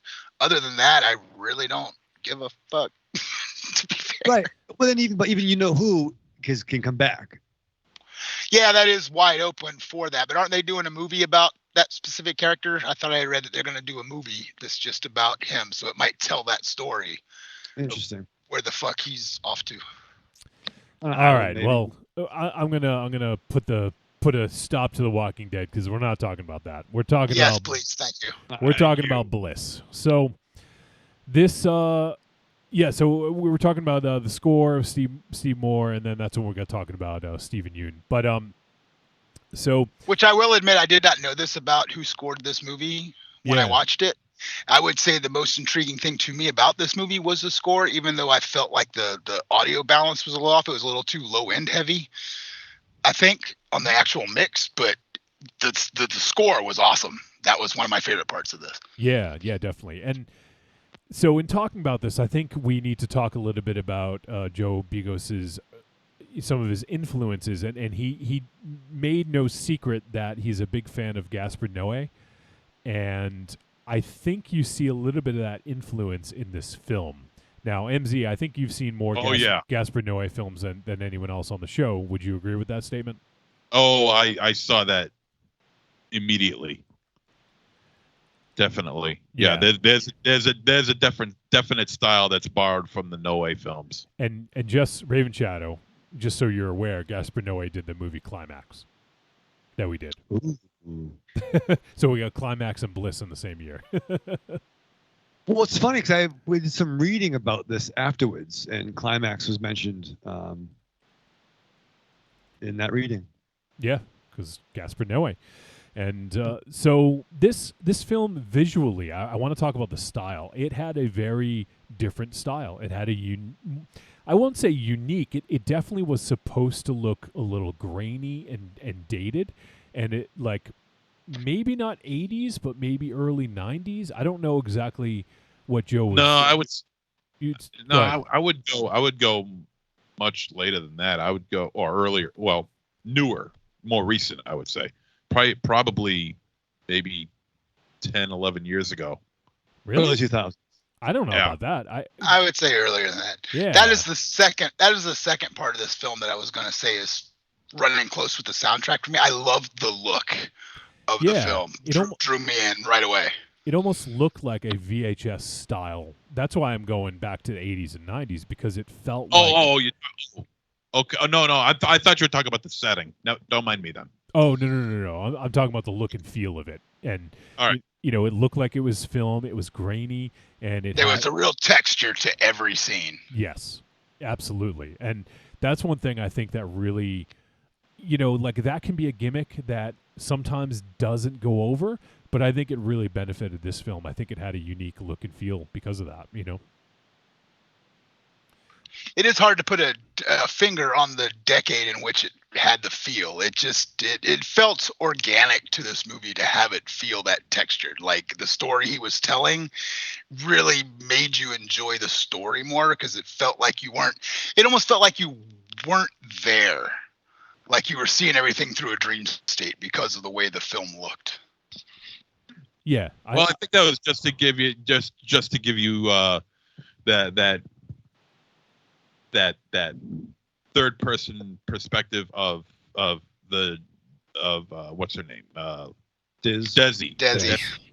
You know, I mean, you're seeing the movie through her eyes, right? From frame one to closing credits. Which brings me to another point about this movie is like I thought it was a little overused, but I liked the way they used the chest-mounted cam, like especially when she came up off the floor in that one shot. Yeah. Those moments really make you feel like, wow, you're in her, feeling her spin the fuck out. Yeah, and I think that there's a lot of visceral filmmaking here to make you sort of almost experience what she was feeling, you know? And I think that was effective. You know, I almost got a little bit of I hesitate to bring it up because I don't think it's reminiscent of it, but a slight reminiscent of Requiem for a Dream with some of the camera stuff. Yeah. You know? Yes, exactly. Yeah, very what's his name? I can never remember his name. God damn it! Oh, redheaded guy. Aronofsky. Yeah, Darren Aronofsky. Oh, I was thinking of somebody. I was thinking of the actor. My bad. I'll shut up now. Dropped it. Carrot Top. Yeah, Aronofsky. Dude, can we recast that? Because whenever you see that mounted camera on almost an extreme close-up, my mind immediately goes to Aronofsky because I don't remember anybody doing it before him. Actually, and everybody who I see doing it after him, my mind goes right there. To Aronofsky. What year would his first usage be? Because I remember the first time I saw a chest-mounted, face-pointed camera in a movie, and it was Scorsese's Mean Streets when Harvey Keitel goes in the bathroom and does the bump of coke. Thank you. He comes out the door and they play White Room, and it's just like focusing in on a coked-out Harvey Keitel going through the bar and shit like that. That was the first time I ever remember seeing a chest-mounted cam, and it blew my mind. The first time I saw it was in Pi. Well, Mean Streets definitely was long before that, so... Okay. Yeah, that was in the 70s. Mean Streets copied. Mean Street. Yeah, I think Mean Streets was 78, 79. Oh, okay. Yeah. It's actually so earlier than that. 73, yeah. Because it was Scorsese's first actually big finance movie, was it not? Yeah. I mean, it predates Taxi Driver. Was Taxi Driver first? No. I think it's before that. I think Mean Streets was way early on. So, yeah, like 74. Yeah, so is that before Raging Bull? Fuck, I don't know.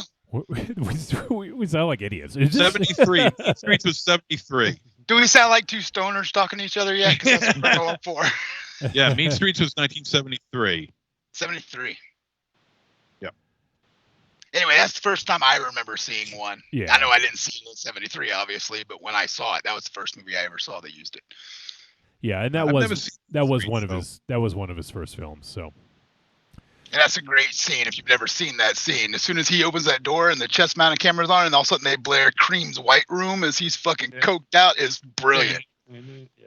All right, I'll have to check out that movie. I've never seen it.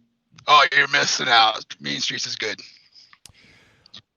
So I mean, I think that stylistically, this movie had a lot going for it. I think the interesting thing is, in the past, if I remember correctly, Almost Human and The Mind's Eye had pretty much straightforward narrative. Like, it was mostly linear, if you guys recall, right? Yeah. And this, I mean, while this was linear, it was a linear story. It was definitely a little surrealistic, you know, where, and I will get into a little bit of this. This is going to be difficult because there's some stuff in this film that I think is better explored if you don't know. You know, especially kind of like one of the main things about this, it's not really talked about in the synopsis, and I don't think it's alluded to in the trailer of kind of what she becomes, or maybe what she becomes. So I almost don't even want to mention it, but I feel like it would be remiss if we didn't talk about it because there's a lot of stuff to talk about, you know? It's totally what she becomes. I really don't see any way that can be convoluted. The final conversation between her and what's the blonde-headed punk chick's name? Courtney, I think. Courtney? Yeah, Courtney. Yeah, I think she, without saying it, definitively said it. So Well, it's tough go too ahead, because go you ahead, know, Raven Shadow, yeah. when we had discussed this last week, I had completely forgotten how you described it when I watched it. Yeah, and I don't remember if I mean, because I think I read the synopsis. I may have mentioned, something about it, but I don't, like, it's just, it was hearsay. I hadn't seen anything that listed it, But I just completely forgotten it. So when that happened, I was completely, when we were watching it, like, oh shit, is this where this is going? This movie had quite a few oh shit moments for me, actually. So yeah. Word. And even like when we were watching it, I was getting just a little bit of static, but I didn't want to see. I want to go in blind. I want to go in completely blind as much as possible. Yeah. I did kind of look at the synopsis, and it was not at all what we had seen. Maybe a little bit, but I completely went into this blind, so I'm kind of glad I did because I had no preconceived notion of where it was going to go. Yeah, totally. I will say this though: could this be the most unlikable main character of all time? I wouldn't go that far. I don't think so. I don't think I so. I thought she was actually kind I of was likable. thinking that. I thought she was. Take away from the fact of how the movie starts with her and her agent. Okay. Right.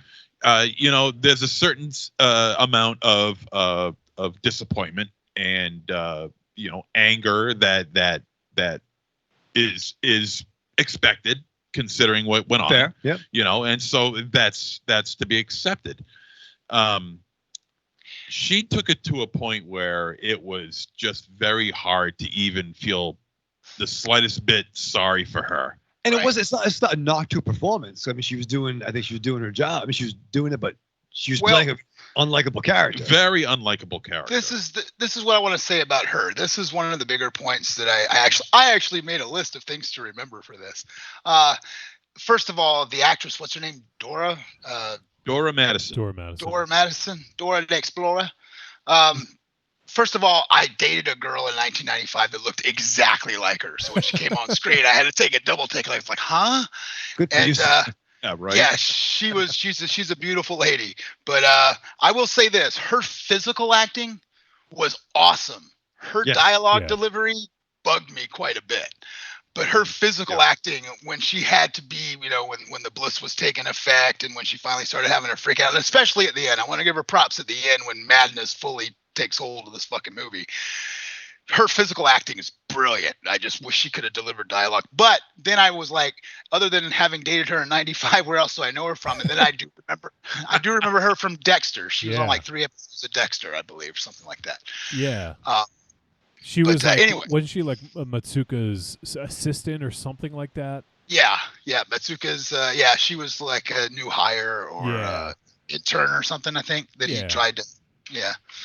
And she was also in. I can't remember. I don't think we actually did this film. That movie exists, or did we actually review that one? Do you guys remember? It was a Bigfoot movie. Wait, maybe we. It exists. Yes.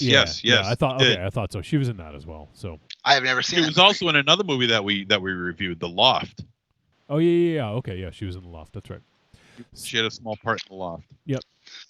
So there is some stuff that is going to be difficult to talk about because I think this movie is more effective going in a little blind. So I will have to apologize if we're not fully.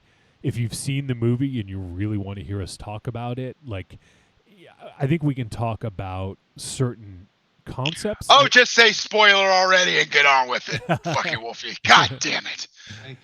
No, I cutting it to the quick there. Well, do you guys want to do spoilers for this? No. Okay. So we can you just applauded him for saying it. Yeah. So we can talk about general ideas and concepts, but we won't mention the main thing, I guess. Instead of saying she's a blah, let's just say she's a cuckoo cuckoo. She smells. Her scent would be blood, paint and piss, and bliss. And bliss, yeah. And bliss, yes. Well, this came across to me as a social commentary for and probably maybe a little bit too late, but I think it's still effective for the bath salt and the flocka rage that went on a few years back in Florida.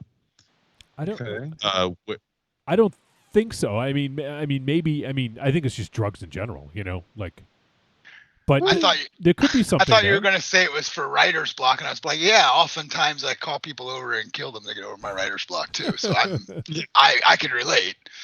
The new record didn't make itself. You know what I'm saying? I mean, just the severity of it. I mean, there are drugs that if you take enough of them, it's going to bring you to a certain level of madness and of hysteria. But for me, I think this. Go ahead, MC. Go ahead. Well, I was just going to say, but this particular drug, it almost gives you the same kind of feeling as you would during the flocka bath salt days, where. But this wasn't. That's not what turned her into something. Like that's not the thing that made her different. Or as Ari calls it, Tuesday. Yeah, exactly. Like. There was something else that happened, and her friend Courtney told her, So I don't think it had anything to do with the Bliss. I think the Bliss, I mean, once again, it is kind of ambiguous, and that's why, I think it's going to be kind of a shame we aren't able to talk, freely about it. But honestly, the only moral story I took from this whole fucking movie, and it's something I can agree with, is never trust a bitch named Courtney, ever, ever. Is that true? It is definitely true. Do you want to fucking throw fucking caution to the wind and do fucking spoilers, man? Maybe we'll do a quick one at the end, because I think there's some more stuff that we can talk about. There you go. Do the first half spoiler free, and then like the last few minutes, just tell everybody spoiler time. They can skip over it. Yeah. So we'll just do kind of a quick one, and so they do talk about the drug Bliss, although. In the movie, I thought it was labeled Diablo, or did I just miss? Yeah, it was. Bliss was the drug. Bliss was the drug overall. It was this hybrid of Coke and I was about to say HDMI. DMT. HDMI is a hell of a drug. Oh fuck yeah. Yeah. But I think that's what Bliss was like a hybrid of Coke and DMT and something else. That's what he was explaining. Oh, okay. So there's different variations of it. Right. Can we make a perfume? Diablo. Yeah, let's make a perfume. Tony, pay attention. I'll let her know when I talk to her this week. I need to go watch this episode. There's lots of notes to take. So, because I actually didn't know what DMT was, so I looked it up, and it's a psychotropic and is designer club drug. Yeah, and it's typically found like naturally in plants, and I guess some cultures have used it for ritual purposes. So, there's a vegan for you, Johnny. What's that? This is a vegan drug for you. There you go. Yeah, see, it's perfectly safe. Yeah. People go to like, what is it, South America, where they do it, and they like take a week-long sabbaticals where they culminate with it being a 48-hour period of taking this drug under supervision and shit. Yeah, I guess that sounds good to me. So, am I fucking letting my closet door open? Some bones rolled out on my bad. Yeah. Okay, I'll shut up now. So, clearly there's some hallucinogenic shit going on here with this. So that's the thing that clouds things for me a little bit, because all of these episodes coincided with her being on like a drug rampage, if you will, And it all started that one night on the same night. She had just got that Diablo Bliss, and the other thing fucking happened. Yeah, exactly. So it's it's interesting, and that's why I think that there is some room for debate about it. Clearly it seems like they alluded to that this was the thing that she was, and especially I guess the way it ended made it seem like it was, but like I still never said cuckoo cuckoo, but they right. definitely make you think she's cuckoo cuckooing her ass off. And or someone else's ass off, as the case may be. Right. And they didn't show the typical characteristics of a cuckoo cuckoo. weren't. I love this conversation so much right now. Weren't on display, so like it's not like, oh, this is what like it has something to do with this. You can tell what a cuckoo is by looking at this. I'm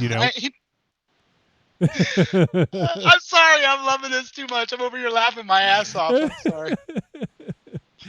So, like it was, I think it was, and purposely, I think it was left ambiguous, so you're not sure. But there was some stuff that happened towards the end where there was some conversations, and then also something that happened to Des that was like, okay, well, and that's everybody else probably cut and dry as to what it was. But I think that this is an interesting, especially that's why I think it's actually interesting that we got you on, Rock, because like she Is it had doing drugs to get over writer's block? Fuck you, man. Exactly. But I just want to say I am with MZ's idea. I just don't think it was the overall thing, but there was definitely a lot of that whole, drug usage, lose your mind. Yeah. Well, I'm just going with I'm just combining, connecting rather the idea of the apex of the film, what the victims endured with her, right, is really no different from what we've seen from the bath salt users and the Flakka users. There is a connection there that I noticed.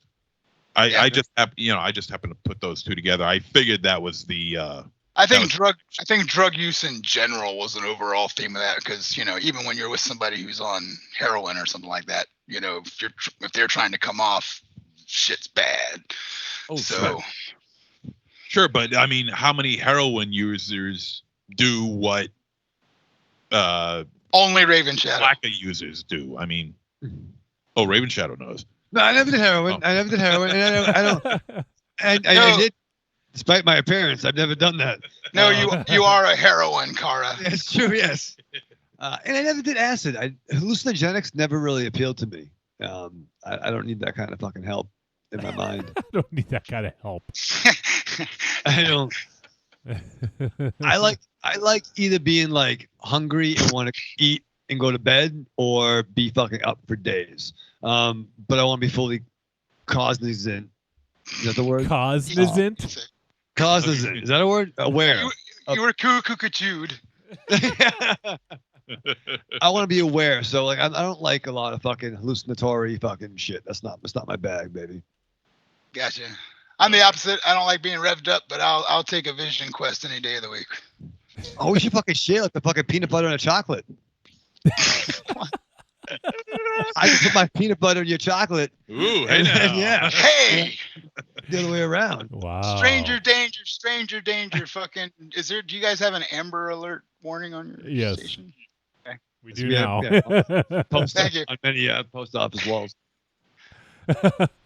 Oh, sorry about that. The listeners didn't hear it, but the promo just started playing, so you guys heard it. So what else? Let's see. What else can we talk about with this? So so having Rock on, like like she was trying to get clean, and she had some issues focusing on her art and her work, and so that she was kind of like, the rent was due, like all this stuff was coming crashing down on her, and she's like, fuck it, and she went to see Graham Skipper and George Wendt. Who arguably, I'm going to give the best acting in this film to two specific people. George Wendt for his short fucking moment, and whoever the dude was who played her landlord at the beginning. Oh, yeah. Oh, yeah, that dude. Those two are the best acting performances, and their worst acting performance goes to that douchebag that she didn't want to meet at the club, the producer / publicist guy. Is it Duncan or something? Or Dante or something? Yeah, Dante. Yeah. Dante. He was horrible. Oh yeah, he was a dick. And I can totally see why there was a strobe. That wasn't even. Oh yeah. Oh yeah. Yeah. Never mind on just the title sequence. Jesus. Fuck yeah, right? That's no joke though. If you got fucking problems, you gotta be careful. Yeah. Yeah. Yeah, As the guy in the room who was probably really baked when he started that movie earlier today, I just want to say that opening sequence, I had to keep looking away from the screen every once in a while. It was fucking giving me a headache. Yeah, it wasn't just a hey, strobe warning. If it was like full on, and I thought it was a cool effect. I could totally see that it fucking with people, but I think it was a cool effect, and I really dug the painting montage scenes as well. And one thing I noticed, I don't know if any of you guys picked up on this, but the music style seemed to change every time she painted. Did you guys happen to pick up on that? No. Yeah, I mean, I was kind of getting little flashbacks to what was the movie we liked? I liked Devil's Candy. Thank you. Yeah, with what's his face from Oh yeah, my boy. Can't hardly wait. Can't hardly wait. Yeah. He loves that movie. I love that dude. Yeah. Ethan Embry was it or something? Is that his name? Ethan Embry. Yeah. Ethan Embry. Yeah, and yes, I got that a little bit too, mostly because it was a painter who was sort of inspired by dark things, I guess. Which is cool. I think so. As it's kind of coming together, so it kind of has that, crazy, working for a dream, maybe a little bit of Go, kind of like those hyperkinetic, LA-based, I Want to Be Tarantino type drug fuel movies. Not like a Spun, which I really enjoyed, or even like The Salt and Sea. So it's like to get this like drug culture flick with a little bit of Devil's Candy, and then you throw in the cuckoo kajou aspect, and it's kind of like a mishmash of madness. Mishmash of madness. Yeah, I like that. I will say this: I haven't seen a movie in a while that has really it reaches the term fever pitch. It actually reaches that in this movie. By the time it is at the end, it is fucking mayhem. Yeah, and that's one thing I really liked about this, because ditto. I can't recall which film it was. Maybe you guys will remember. We did a film recently, and I remember saying that I wish it had ratcheted up. It just kind of did nothing, and I wish it really had kind of ratcheted up the tension and did some more, but it just stayed kind of stagnant, and that was kind of really disappointing, but with with this one, like, I feel it amped up, like, absolutely. It kept going and going, and it and amped. once again, that is handled due to I feel the film style, as we spoke about at the beginning of this, was the style in which he shot it and the texture of the film. When it gets to the mayhem, you feel like you're in that shit, man. And then of course the, strobing light effect that. Yeah. It didn't feel like it was holding back at all. Right. And that is what it needs to be done in films. You can't just, have a subject matter such as this and then just stop just before the finish line. I mean, if you're going to do it, you got to do it right. Like, you got to do it full bore. How awesome would Driving Miss Daisy have been in this fucking textured film? Just saying. Oh my God. You know what I think the film was? I think it was Trespassers. I know Aries liked that one, but for me, like, it feels like it should have ramped up to something, and then it just wasn't. It just didn't get there. That might have been the one, but this one definitely ratcheted up, and it kept getting more and more insane. And I'm glad it went there, because that just seemed like, especially with the subject matter and what's going on to her, like, it just seemed right. And I'm really glad that it sort of took that journey, And again, props to the music on this, because music combined with these other two factors we just talked about, it was intense as fuck. Yeah, absolutely. Yeah, the music was a big help in this. I mean, everything that was supposed to happen in this movie, in a stylistic sense, in a production sense, went there, and they did it, and they did it right. And very often you see one of those attributes fall short or just not work out the way it should. This film, admittedly, it goes there, and it does the job, and it does the job adamantly. And I know we brought up the movie before, Requiem for a Dream, and I the similarities are going to be seen you're going to make comparisons. Well, mostly just in the way some of the stuff was filmed. This movie is not like it at all. Yeah. Oh no! I'm not saying it is. I just want to be clear. No. I'm talking about just on a purely stylistic choice. That it had components of it. I will agree. It ratcheted up the intensity, and it made you feel what they were feeling, what Desi was feeling in this film. Yeah. You did connect to her, even though you didn't like her as a person. You did connect to her, like, wow, this is what it'd be like to cuckoo. Fuck this. I actually felt sympathy for her. That's why, like, you guys are saying that she was one of the most unlikable, but I felt sympathy. I don't think she's unlikable, but I felt sympathy, but I also, not for her. It was like, this sucks for anybody, but she did it to herself, so I didn't feel bad for her. No, here's the thing with that. At first, she's a very unlikable character. As she builds, you start to get sympathy for her and her situation. And as it escalates, that sympathy lessens because of the situation she puts herself in. Yeah. The moral of this movie is don't do drugs. Rick. No, it's a bad moral. Cut his mic off, Johnny. Let Rocky talk more. Always do drugs. In the end, always do drugs before this movie. In the end, that's the moral of the story, really. That's what it all boils down to. Don't do fucking drugs, But to be fair, though, there were good parts of that, too. I mean, she was fucking. So, there was drug-fueled fucking. There's a great threesome scene in there that, man, get that dude out of there. Throw me in there. The joy in his face. Rocky, you can't see that, but that smile. Then it turns into Police Academy Part 69 with the soundtrack with the Benny Hill fucking music, and nobody's enjoying that part of this movie. However, with the grainy film technique and the soundtrack, could not rule it out. That's the third T-shirt. Somebody get on it. Yeah. So I will say this, if I can, about this particular situation as far as the look of it. There was only a couple of really graphic practical effects in this movie, like the one that takes place with their boyfriend, or as I call it, Aries. Yeah. When she does her cuckoo on him, I was not expecting the full Pez dispenser situation. No. I know, right? That got me. That was one of the spots earlier when me and Raymond Shadow were talking about. It made me jump when that happened. I was kind of like, oh shit. Yeah, where the hell did that come from? No, I had some fucking Def Comedy Jam fucking moments where I was just like, oh. Did you say Death Comedy Jam? Yeah, that's I'm doing a crossover with the horror community.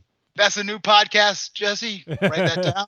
Or Def Comedy Jam. Yeah, call Corny and Corey. We're doing some things with Rock. Why do we gotta call them? Oh, we could do a podcast, Joe.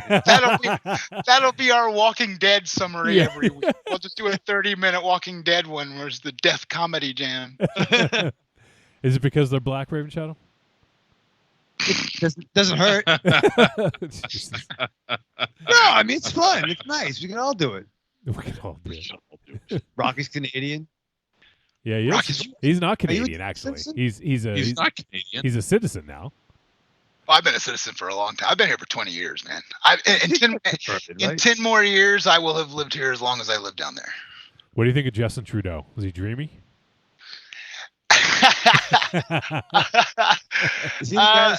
Was he dating Jennifer Aniston? I like Justin well enough. I mean, he's made some bonehead moves, but he's a politician. They're always going to do something fucking stupid. And overall, I dig him. He's definitely better than what we got coming down the pipe. But definitely better than what we got. Yeah. I wasn't going to go there, but let's just say what we got. I can't come to visit you now that I live in a legal country because there could be issues crossing the border. So Not that I would do anything, but in the States in my youth, I did some stupid stuff. So I do have some remembrances on my record of, oh yeah, back in 1989. Yeah. So so right now it's a bad time for me to travel. I wasn't gonna get into you guys' side. Let's get back to the movie, shall we? I'm trying to be diplomatic here, but I will agree. Orange cunt. But yeah, let's go. So I think that the painting montages were pretty cool, and I did enjoy the kind of subtle change in music, and especially the last one. I thought it was interesting because it wasn't quite as like raucous. It wasn't like punk or it wasn't metal. It was like a little bit more sort of like maybe post-metally. I don't know what you'd consider that, but it almost seemed like the genre of music changed with each. As she got more clarity into what she was doing in her painting, which I thought was cool. I think as she cuckoo-cuckooed, they made it a little more gothic in flair. Yes, definitely, yeah. So I thought that was cool, and just to go back to the Gaspar Noé influence, I think that I really enjoyed Joe Bigos' first two films, but this one feels like he almost found his voice and felt a little bit more comfortable in a style, whereas the other ones were just like. You could see his style, his visual style, but I think narratively, it just was like nothing too different. He definitely wears his influences on his sleeve, but it wasn't too different from some of the other indie flicks. But this one distances it from other stuff out there. This one has a different appeal. It's more surrealistic, and there's more going on to it. I think there's more depth to it. And I think that really benefits his style, and I think I'd like to see him explore this further. I think I haven't seen this unique indie film in a long time. Like it, like you said, it has its own grasp on itself while still putting its influences out there. And I enjoyed it from that fact that this is definitely somebody who was making his vision known. Yeah, and that's the thing that I liked is he took his influences and just sort of made something that felt fresh. I'm not going to say it's wholly original because there's not a lot of stuff that is nowadays, but when you're able to take, hey, okay, I'm going to take like an 80s aesthetic, I'm going to have it look kind of grainy and like scummy and dirty, and and then all the neon stuff too. Like that was an interesting sort of juxtaposition to the sort of grimy underbelly of Los Angeles, and then on top of that, you have this sort of more surrealistic style of like a Gaspar Noé sort of influence. I think it really kind of brings it together and makes sort of an interesting concoction. You said cock. MZ puts the cock in concoction. I do. Okay. I agree. This like it wasn't. I didn't know what to expect because I had no summary to read or preconceived notion of what I was getting into. The music caught me right. Like whoever the band was at the opening credits that nearly gave me an aneurysm. That punk band that was in the beginning was awesome. Yeah. And even though the video, we can't decide whether it's 70s, 80s, 90s as far as, the texture of it, the feel of like the wardrobe and sort of the way they made the areas of LA look, it felt 90s to me. Like her whole, what she was wearing is once again people I knew back in that time period. But the music and I can't get over the climax. That's just kind of where this whole movie took me, was like, it took me on a ride of someone's experience that I haven't been on in a while, in a way that really fucked with my head. Well, I think I would say that's probably a good thing then, and definitely an indication of a successful film, because like, and I also feel, and I got this from reading a review. I don't know what you guys think of this, but they're definitely, I think he's broaching addiction and also mental health. Like, I feel like we almost sort of get a sense of Desi's sort of like mental state in a lot of this, and I think they do a good job of making it kind of visceral in that you're sort of like experiencing what she is in a way, So I don't know if you guys got any of that from it. That's fair. I mean, when I still stand by that she's not likable, but I think a lot of her unlikability comes from being under the influence of substances. You know what I mean? There's definitely that, that drunk girl at the party. She was off. She was totally lickable. What are you talking about? Yes, thank you, Rock. Fair enough. She had help getting that way. But then again, yeah, definitely. Again, can we all just say, fuck people named Courtney? Okay, he's got a history with people named Courtney. Yeah. Do you think? It's getting to be obvious. Wow, you look fucking Hercule Poirot up in here. Getting to be. It was obvious the last time you brought it up. Let me call up Kurt Cobain and see how he feels on the subject. Oh. Ring. One ringy dingy, two ringy dingy. I do want to comment on the gore, and I think that a lot of this was the lighting was well done to hide some of the stuff, but I thought that the gore was well executed, especially, as that scene we talked about earlier, the Pez scene, I guess. Yeah. That came out of nowhere. That shocked the hell out of me. Yeah. Right. I did not see that coming at all. But the practical effects were fantastic. Yes, they were. And like Wolfie said, the lighting, the shading, the camera movement hit a lot. It helped. It helped a ton. But to be honest, there wasn't really so many quote unquote graphic scenes where you saw what was happening. You saw a lot of blood coming from places. Oh, yeah. But like even the first situation with Courtney in the fucking bathroom, which by the way, can I just say, I have been in a million fucking clubs in my lifetime and have been in a million club bathrooms. I have never seen a toilet so fucking white in a club. So I call bullshit. Right. Yeah. Right. But that being said, it accented the fuck out of the blood that happened in that fucking scene because there was a lot of fucking blood. So there was a lot of fucking blood, but there was really only a couple of pivotal scenes where you actually see something graphic. Yeah. And, but it was definitely there with the sounds and the sort of, like, even if you couldn't blatantly see, you could tell what was going on. And I think that it really added to it, with some of the Foley and some of the, some of the effects and everything. I think they really kind of sold it pretty well. And I really liked the visual shock that I got when Desi is in that apex moment of the film, and she's in this dimly lit area, dealing with whoever. I won't say who, but dealing with whoever, and. She's got blood all over her face, but because it's dimly lit. You meant Aries. It's there. She's got blood on her. You just don't know how much. And then you see the camera follow her into I think it was the bathroom where the light just beamed down on her and the walls were white. And usage of that chest camera.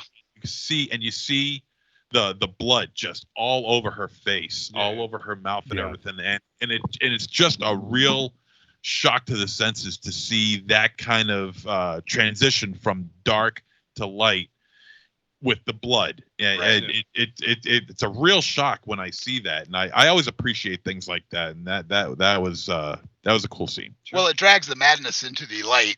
As to say, when you see the aftermath of pure fucking insanity and carnage, you're just like, take a breath. Holy shit! Look how let's go back to it.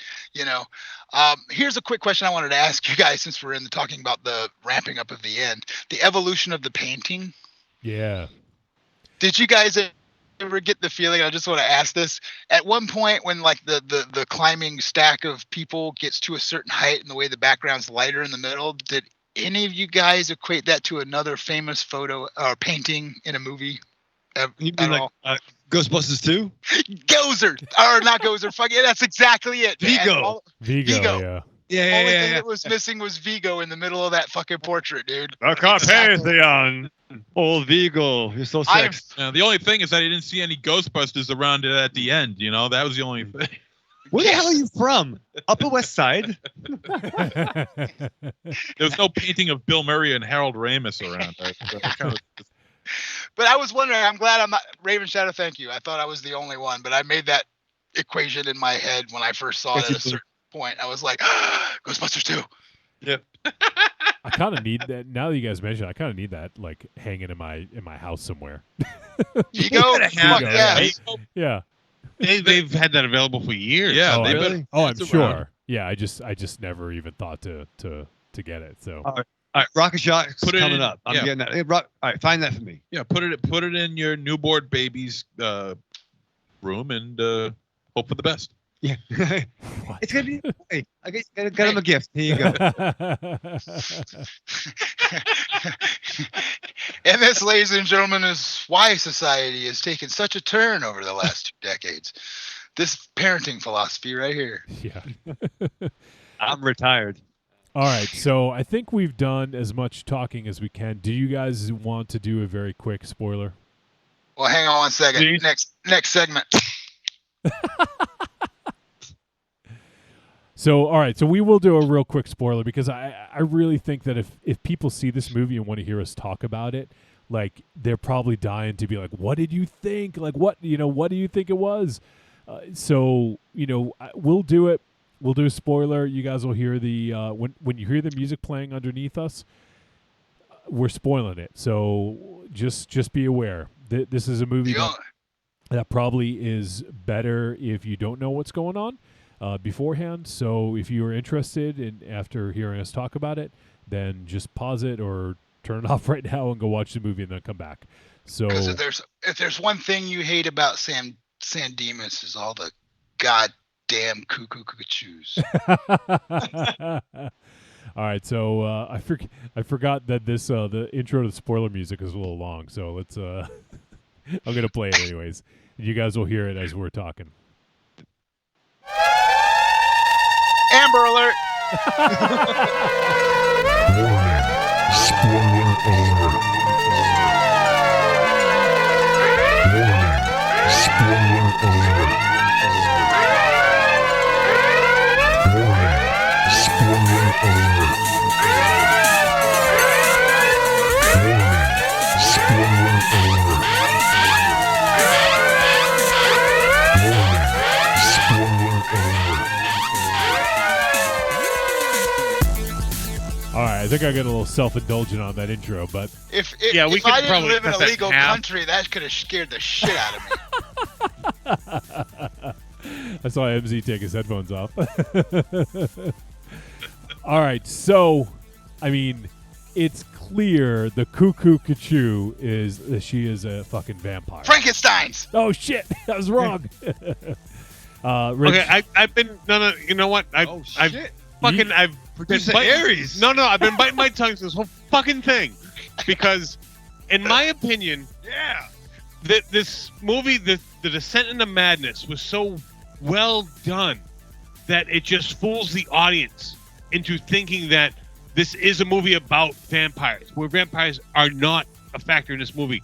This is her descent into madness, and Monster Zero had it right with the bath salts, where it is all drugs, it is all madness, and it is the end of the movie when she explodes. That is just that whole.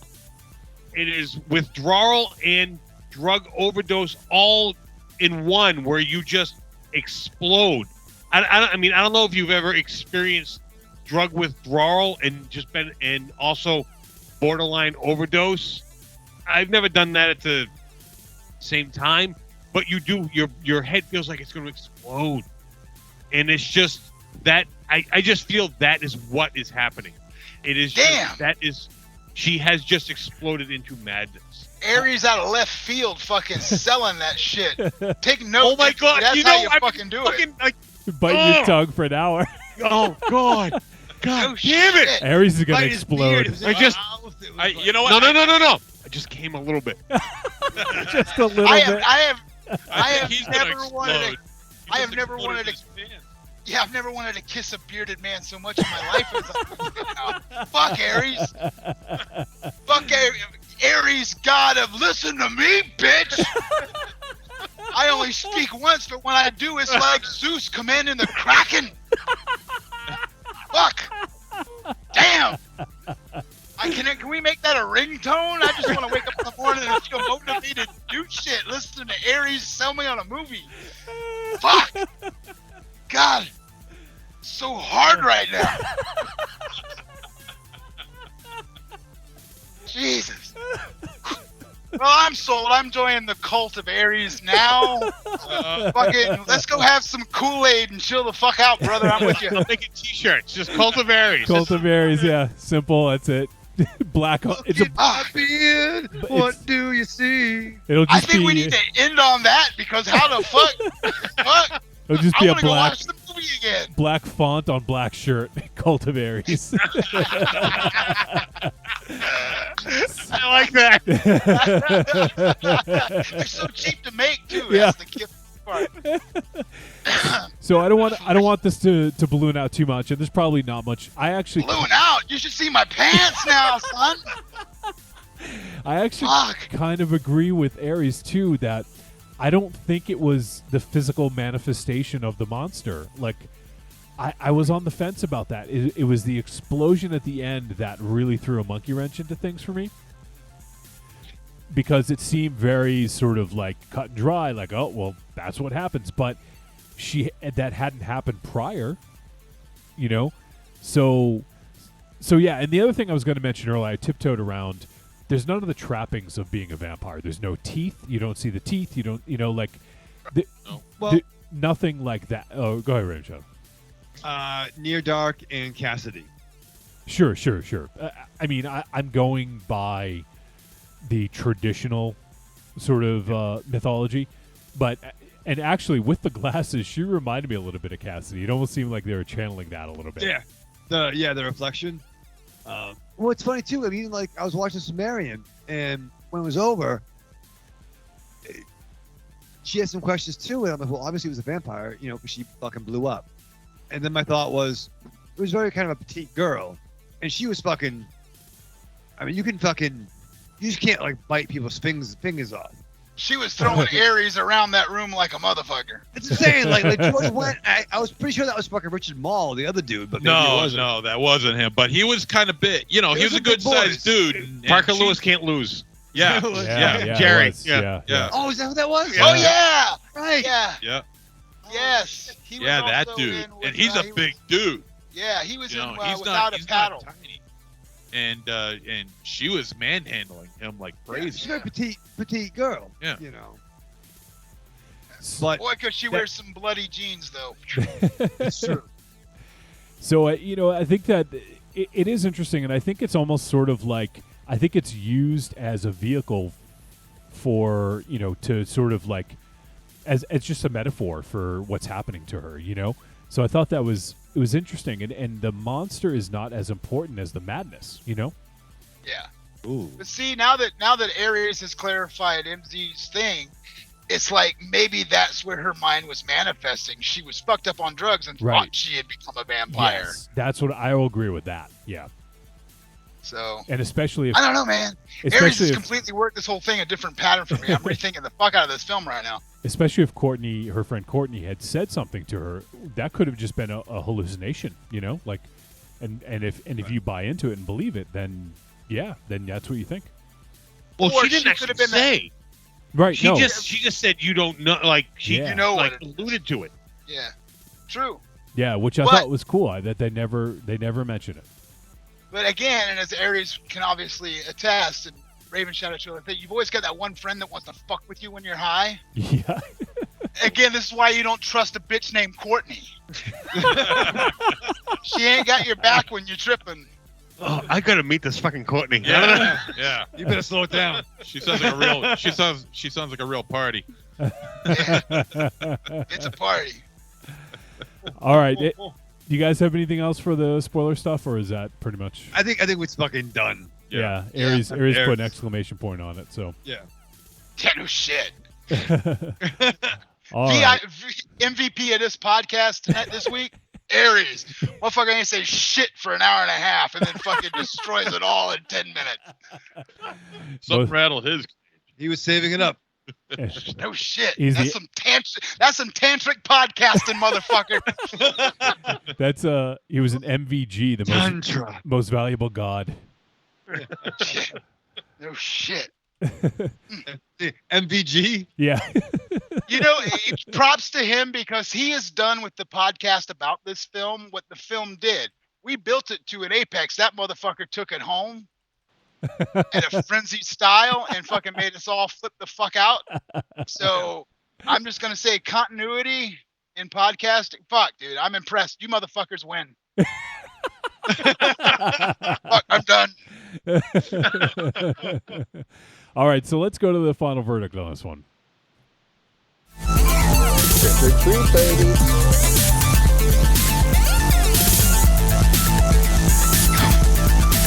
It actually might help if I stop the spoiler music first. So Yeah, that would help a little bit. Let's do that again. Trick or treat, baby. I wonder if people would say you're a trick or a treat. Trick or treat, motherfucker. All right, it is verdict time. We're going to let you know whether Bliss was a trick or a treat and any final thoughts we may have. Let's start it off with Rock. Yeah. Well, that's a bad drug to start on. Maybe smoke some weed, sniff some glue first. But, dude, honestly, I was going to do the whole tepid treat thing because there were some issues that I had, primarily her voice acting. Like I said, her physical acting sold me in every fucking scene. Her dialogue kind of bugged the shit out of me a little bit through the movie.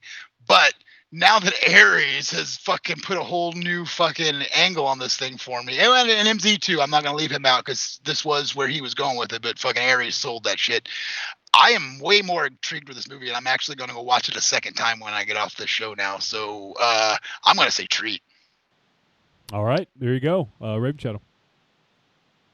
You know, I've been in some rooms and down some roads in terms of being around people that are fucked up. Not just myself, but others. And it's a weird line. I don't love a lot of every single fucking drug-induced kind of movie fucking spiral into weirdness. There's ones I like and some that really fucking bug me because it also takes me back to being in the rooms with those motherfuckers. Like, have you ever been in a room? Rocky probably has. You've been in I'm in a room with that dude right now. Yeah. Been in a room with like four. You show up at a house for whatever, and there's like four dudes who've been partying for like, I don't know, 3 fucking weeks. And then Sounds they're like all the start to a really bad joke, but go ahead. Yeah, no, but they're all like, do you ever been in a room where like you're like sober, maybe smoke a little joint, but everyone else. Okay, that never happens, but go ahead. But yeah, but like everyone's all coked out when you're having like 4 guys having 4 different conversations with you at once. And you're like, yeah, that was really cool. I'm excited for the Angling Hulk movie. You know, yeah, before I saw it. You know what I mean? And you go I know what you're saying. People, and you're trying to like have conversations, and not one of these motherfuckers realize that it's 4 fucking dudes talking to one person. Where am I going with that? Is that I understand madness, and there's times I don't like madness in movies. I was on the fence. This was kind of a long, what was it, 80 or 90 minutes? 80. It was kind of long at times for being a short film. I still don't agree that the character was likable, even though I think she did a really good job in her performance of being not likable. But I'm really just blown away by Aries' fucking right. I'm just fucking stunned. So I'm gonna steal from Rocky, where I might have been on the fence a little bit, but I will say this is definitely a treat. All right. Thank you. Let's go to Aries. Okay, you know what? Fuck you all with the it's fucking amazing. He said something smart. You know what? I'm a fucking idiot. You did really good, Aries. Everyone give Aries Take a compliment. Fuck. God damn it. We're putting you over. I don't need to get over. Dude, you have not had these many people sucking your dick at once in a long No, it's really awkward. A lot of fucking razor burn going on here. Actually, most of us are bearded. The only one you're getting burned from is MZ. Well, maybe Wolfie. But yeah, the rest of us, you get some pressure, man. Good. Relax. Enjoy the ride. I mean, this movie visually it was great. There's some framing aspects of it that made me think other things were going to happen that didn't happen, and a little disappointing. But then they recovered from it, and it was nice that it was misdirects that were like, I thought, oh, this is obvious that's going to happen, and then it didn't happen. So it was nice. It was, I think, that added to the madness aspect of it, where you thought the movie was going to be predictable, but it wasn't. But the descent into madness, where most movies failed, this movie 100% succeeded. I can't think of another movie that shows this so well. In most drug movies, I don't like, because that is my past. I don't want that anymore. Like I'm pretty sure I lived that. I've forgotten a few years. So I know the painter in your story. Yeah. You might not want to say that aloud. No. So it's just, but it brought back good memories and bad memories. So it invoked a lot of emotion in this movie. So it was good. Whether this was your past or your future or your present or whatever, this movie does do a lot for emotion and a whole lot. Like, I can't even. It's a lot of shit going on right now, man. Share, brother. Share. No, roll it, dude. You're my friend. Yeah, no. Add an extra 45 minutes if Aries is gonna go, man. Let him go. Yeah, no. This movie is a quick watch. 80 minutes, 90 minutes. I don't fucking remember. 80 minutes. 80 minutes of madness, and it's short, but it takes forever. But it's quick. It is everything and nothing all in once. It's a treat. Watch it. Wow. All right, MZ. Yeah, this is definitely a story where chaos is high on the plateau and madness is its master. This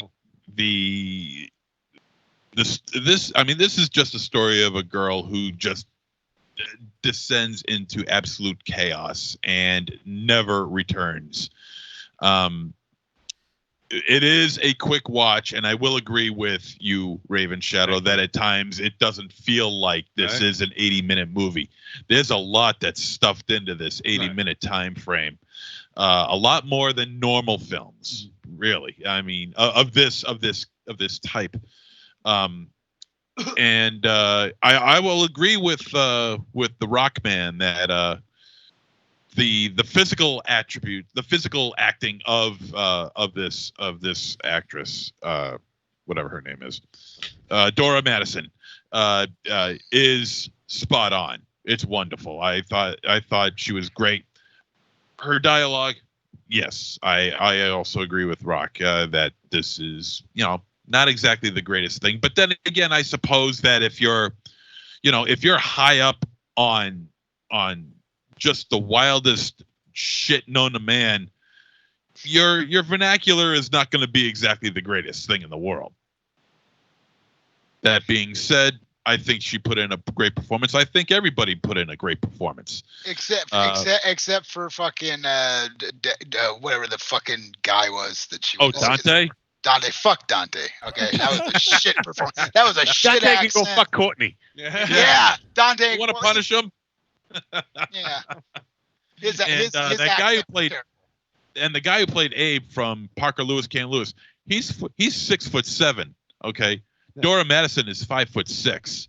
So I just thought I'd throw it out there as a little tidbit.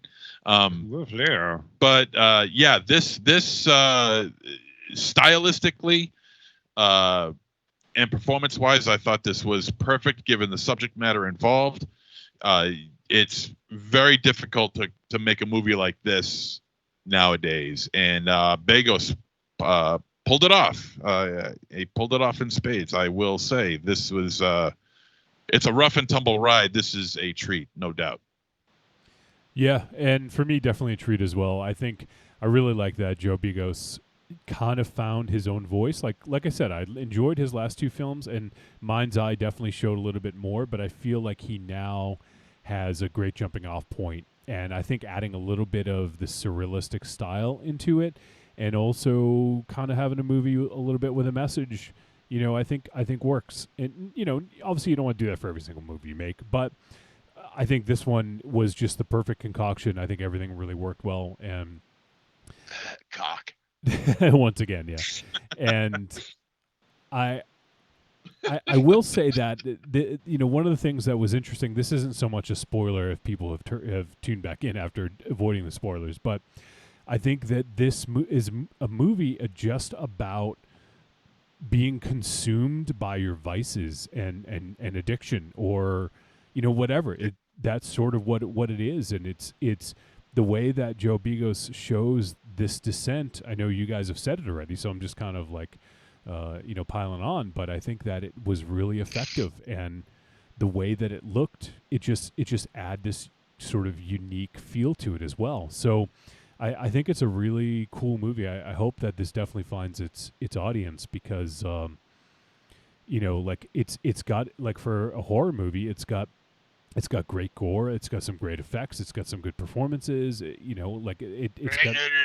got style, it's got a lot going for it that people will dig. So I'm hoping that people discover this and get a chance to check it out. So it's definitely a treat for me as well. So there you have it.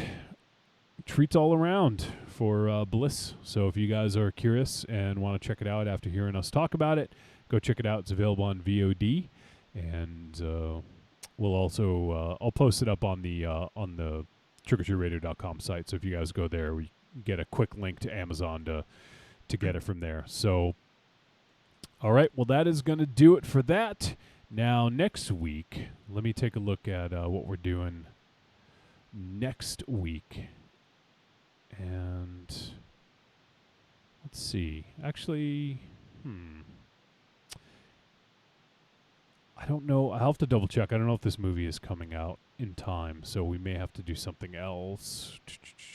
You know what? Let's do. How about this, Raven Shadow? Since we're doing a show on kind of a short week, so to speak. We only have 5 days between shows. Let's do Tone Deaf. Oh, really? Yeah. I'm excited for that. Yeah. So I know. So you're actually gonna watch it. Tell him, Johnny. He did. Next week's monsters won't be cuckoo cachus; they'll be bamboleos. So I know Raven Shadow has seen this. He did his extra credit. Credit. Yep. That should count towards. Look at everybody getting praised tonight, man. Raven Shadow's getting praised. Aries getting praised. This is a beautiful show, man. We're just all sucking each other's dicks over here.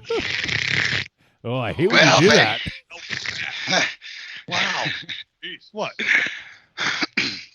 What? What the fuck? You gonna blowjobs with a vacuum cleaner? Yeah. Yes, and Tone Deaf also has future Rock and Shock attendee Ray Wise. Yeah. Yes. He is in that program. Nice. And it also has Robert Patrick in as well. Yep.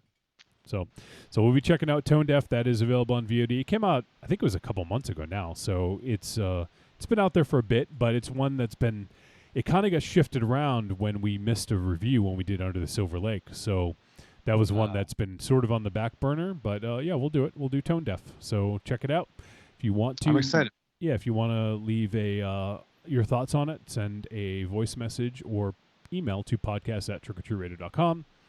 Now, I was gonna do a break, but we're running a little bit late here. It's getting close to 11. Raven Shadow, you'll be okay. All right. Yeah, you'll live. You'll live. It's not Bliss, okay? It's just a fucking cigarette. You don't know what I have fucking downstairs. He's got Diablo. He's got what was the other stuff called? I got fucking Mephisto. I got fucking. It's okay. I got your back, Raven Shadow. Thank you. Thank you, Rob. All right, so let's take a listen. And the first voicemail is from a concerned caller. I wonder what they're concerned about. Let's find out. Hey guys, this is this is Rene de la Ponce del Stein Goldman Fiskman guy. And I have 3 questions for your guest and 1 question for you. First question for your guest is your mother both proud and ashamed that you are both unattractive and untalented? Secondly, was it really necessary to record 9 bowel movements and put it out as an album? Thirdly, do you still want to weave Aries and Raven Shadow's beard together to make a Tahitian sex hammock? And for the hosts of Trick or Treat Radio, do you feel like perhaps maybe you're lessening your value and by having this person on your show? I am just curious, and we'll listen to your responses, and have a good evening. Thank you. That sounds familiar, but I just can't place it. It's weird, man. Yeah. I don't know. Yeah. Maybe somebody should introduce Courtney to him. Yeah, Rock. You should hook him up with Courtney. I think that dude's had some Courtneys, considering how fucked up he is. So, do you want to answer those questions in order, Rock? Yes. Yes. Maybe, and definitely yes. Okay, good. And Raven Shadow and Aries, what about your beards? What was that, a Tahitian hammock or something? Yeah, but Aries and I, we talked about this a long time ago on some, long car rides, and that we both agreed that would never happen again. Yeah, well, your beard is not nearly long enough to. All right, first you of all, can't match. What about his hair? Your hair isn't. No, his your hair. beard isn't as good as what he's saying. Yeah, no, Johnny. I trimmed my beard and I cut my hair, and nobody fucking noticed. And you just for men your beard. I know. noticed that. It's fresh. It's listening. It's popping. Raven Shadow. You know why we can't tell that you got a haircut? Because you're sitting in the far part of the room. If you were in your original seat, we would notice. Just saying. That's bad, though. That's bad. No, but when we. Yeah, no, but to be fair, for those listeners who are watching the live feed, I've trimmed a little bit, and I'm going for my Winter Soldier, a little bit of Escape from New York. Oh, so you're gonna wear a mask? That's good for everybody. So you're trying to Bucky Pliskin this motherfucker is what you're saying? They call me Bucky Pliskin. Bucky Pliskin, that's awesome. I like that. Get a mask and an eye patch. Yeah. Well, 2/3 of your face. There you go. Better for everybody. with the Tahitian. Out. You'll be like the elephant man. Well, with the Tahitian sex hammock thing, much like this particular episode of this podcast, Aries, you're just going to have to give more than Raven Shadow does. Whoa! Wowzers. At 2 Rock?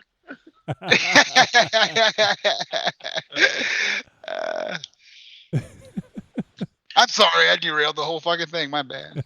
Not just you. Yeah. All right, we got 2 more voicemails. So let's check in with our boy Arkham Josh.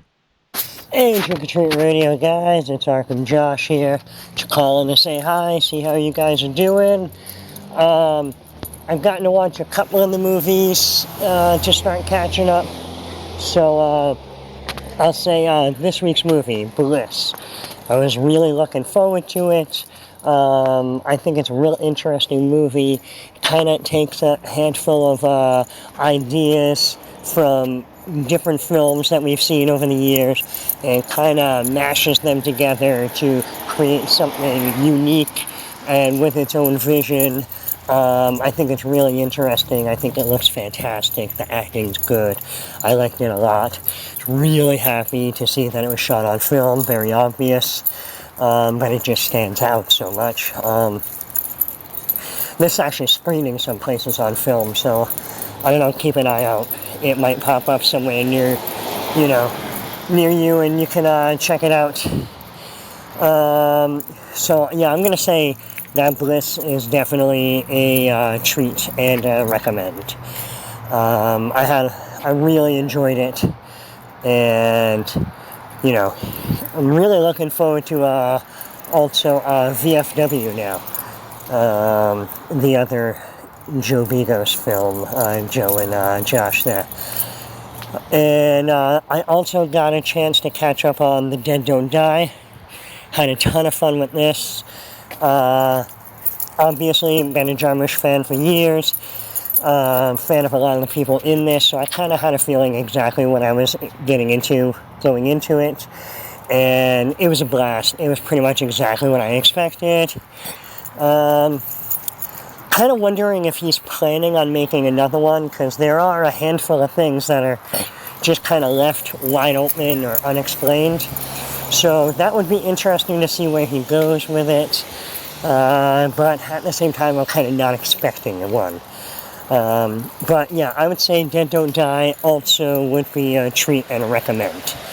So, yeah, so I got 2 of them out of the way. Still got a couple of things to catch up on, see if I get a chance to watch them and give you my thoughts. Other than that, hope everything's going well. Really looking forward to Rock and Shock next week. Looking forward to seeing you guys. You know, that's one thing, is since I don't have the film room going this year, I actually have time to like hang out with people, so that would be cool. Also, you know, they've made all the announcements of the schedule, so you guys may have seen I posted what the panels are that I'm going to be doing. So besides looking forward to your live show on the Sunday, if people are there on the Friday and Saturday, on the Friday at 7 p.m., I am hosting the Sleepaway Camp panel, and on the Saturday at 5 p.m., I'm hosting the Twin Peaks panel. So, if anybody's interested, come on down and watch. Hopefully I won't blow it. All right, you guys have a good one. Can't wait to listen to this show, and can't wait to see you guys soon. All right, bye. Awesome. Can't wait to see Josh. Go see him very soon. And seems like he really loved Bliss. So, very cool. I want to see his 2 panels. Yeah. I haven't seen either of those movies in a long time. I'm going to have to go view those now just because I haven't watched them in years. I just watched Sleepaway Camp today, and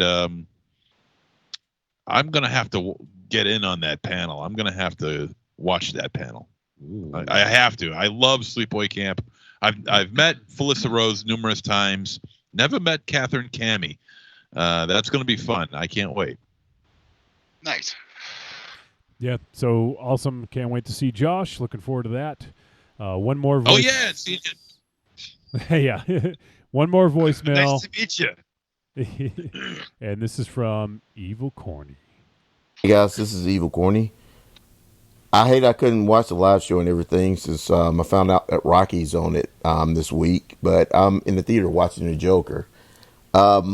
This past weekend, I sat down and watched Bliss. Really enjoyed the film. I need to buy a copy of it whenever it comes out on Blu-ray, but I think it's a real intense film. Congratulations, Rocky, on your album. I really enjoyed listening to it. I've listened to it like 2 or 3 times. The only bad part about it is you didn't put Central Wookiee on this album, so you can go fuck yourself. You all have a good one. Evil Corny out. Oh yeah, and Aries, that present from me, I hope you're able to get it out of Raven Shadow's house, because I don't call that place a lair of lost swag for nothing. You all have a good one. Evil Corny out. Oh man, bro. Fucking corny, man. I love that guy. Wait, are you going to take offense to that? Really? He knows you way too well. Just listen. The shit. How long did his shit sit here? I was keeping it safe. How long did that shit sit here? Safe. He doesn't have a time limit. It was here for like what, 8 months? Doesn't matter how many months. Or something like that. Longer. But no, it doesn't matter. It doesn't matter. Under 12. Rocky, listen. Isn't it better to protect than to let something be in the ether to be destroyed? What? It depends on what it is. Like Boba Fett pictures.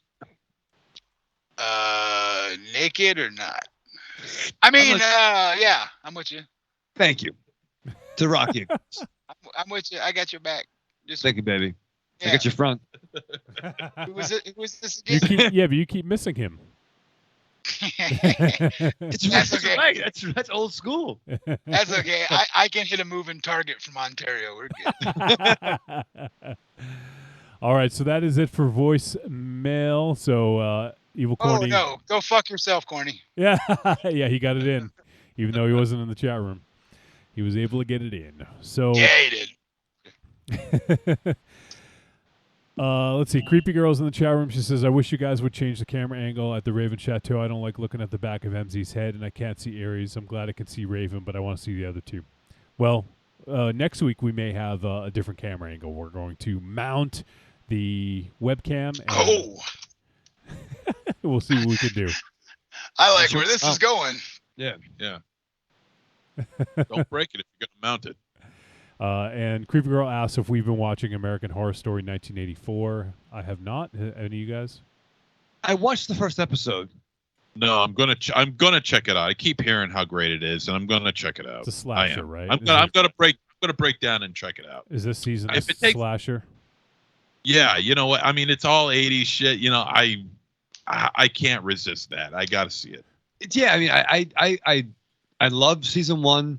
I like the batshit craziness of Asylum, even though it kind of went on like 2 episodes too long, and then I dropped out of everyone else. But I'm gonna try to go on with 84. The first one was kind of fun, so we'll see where it goes. Creepy Girl says MZ would love it. I'm looking forward to it, actually. Another one that I checked out was Marianne. I checked out the first episode of Marianne that's on Netflix. Is that the Gildan's Island prequel? No. And it's got some spooky moments in it, man. It's got some good scares in it. I recommend it so far. Yeah. Where is it? Cool. I'm gonna check it out. It's on Netflix. It's been in my queue, but I haven't pulled the trigger yet. It's French though, Raven Shadow. Oh, I know how you feel. I'm about not French, but I kiss that way. And I would like to come and get a cat and a cigarette. Cotton. What did I watched the first episode of Creepshow, the Shudder series. Yeah. What did you think of it? I thought it was pretty good.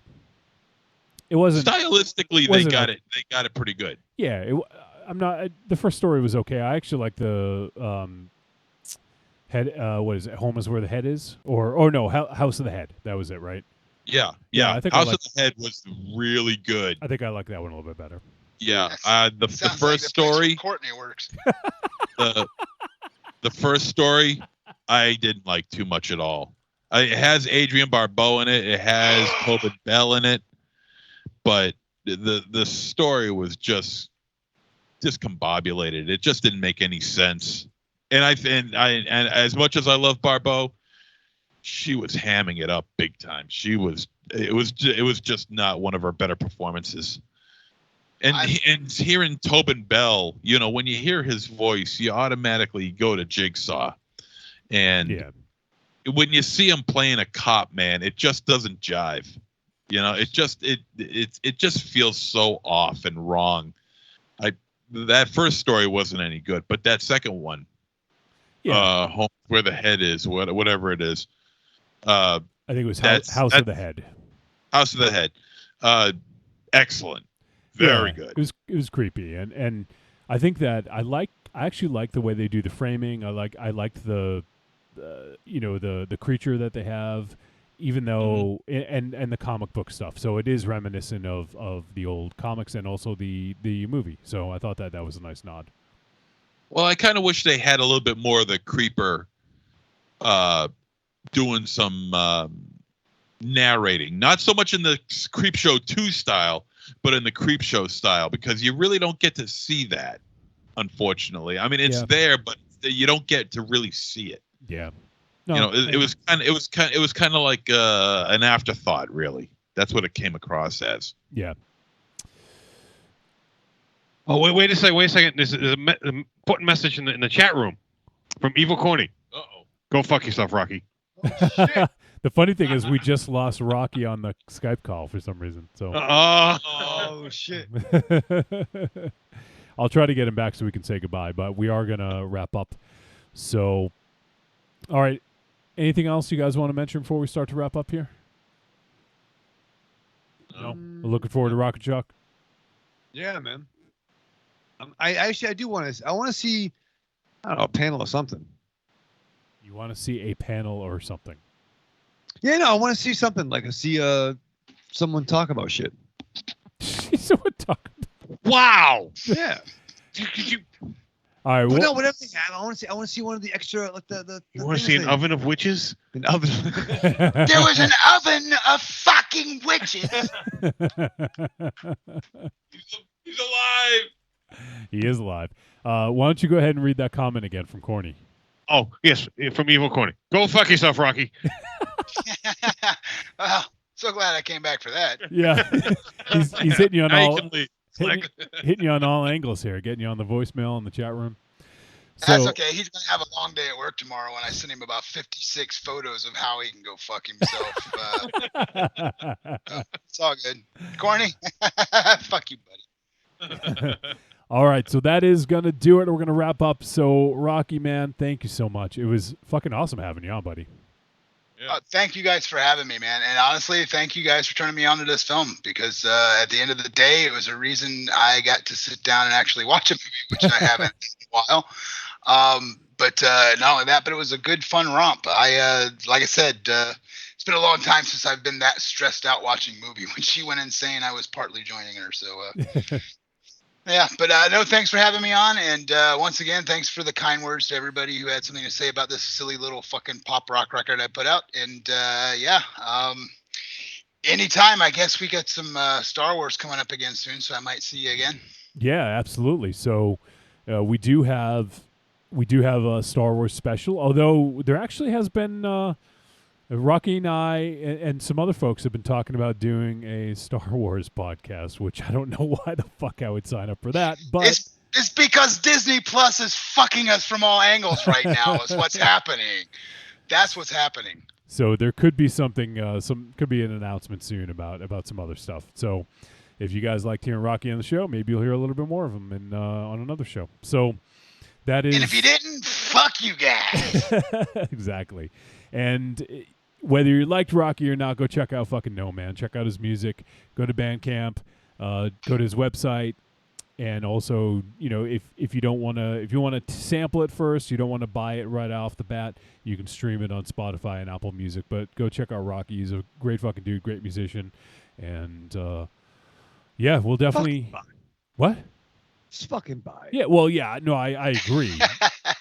But it's better than nothing. If someone's like, I'm buying a fucking album. You can't yell at me for wasting your money if you don't. Exactly. I'm just saying. You can if you buy the album, then you have the right to throw rocks in his window. Okay. That's like, right. Why are you so pissed? But I just want to say a couple of things before I get out of here, though. Is Wolfie, it's always been a pleasure, and thanks for having me on. Yeah, buddy. And Raven Shadow, we're gonna get stoned one day. I can't walk away, dude. Yeah. Fucking MZ, dude. I don't know what else to say. If those motherfuckers who do that artwork do not come out with these T-shirts for just you and I don't give a fuck if anybody else wants them. These T-shirts ideas are golden, and I want it on my chest. So somebody do that shit. And Aries MVP, motherfucker, you go home with the trophy, which is that alien cup apparently. But it came from Cornelius. He likes to go fuck himself a lot, so you might want to clean that motherfucker when you get it home. Wow. Oh. Well, I don't know if we can end on any higher note than that, so let's fucking wrap up. So let's go around the room and say our goodbyes. MZ? Arrivederci, douchebags. Aries. Go fuck yourself. Rave Shadow. Live fast, love hard, die with the mask on.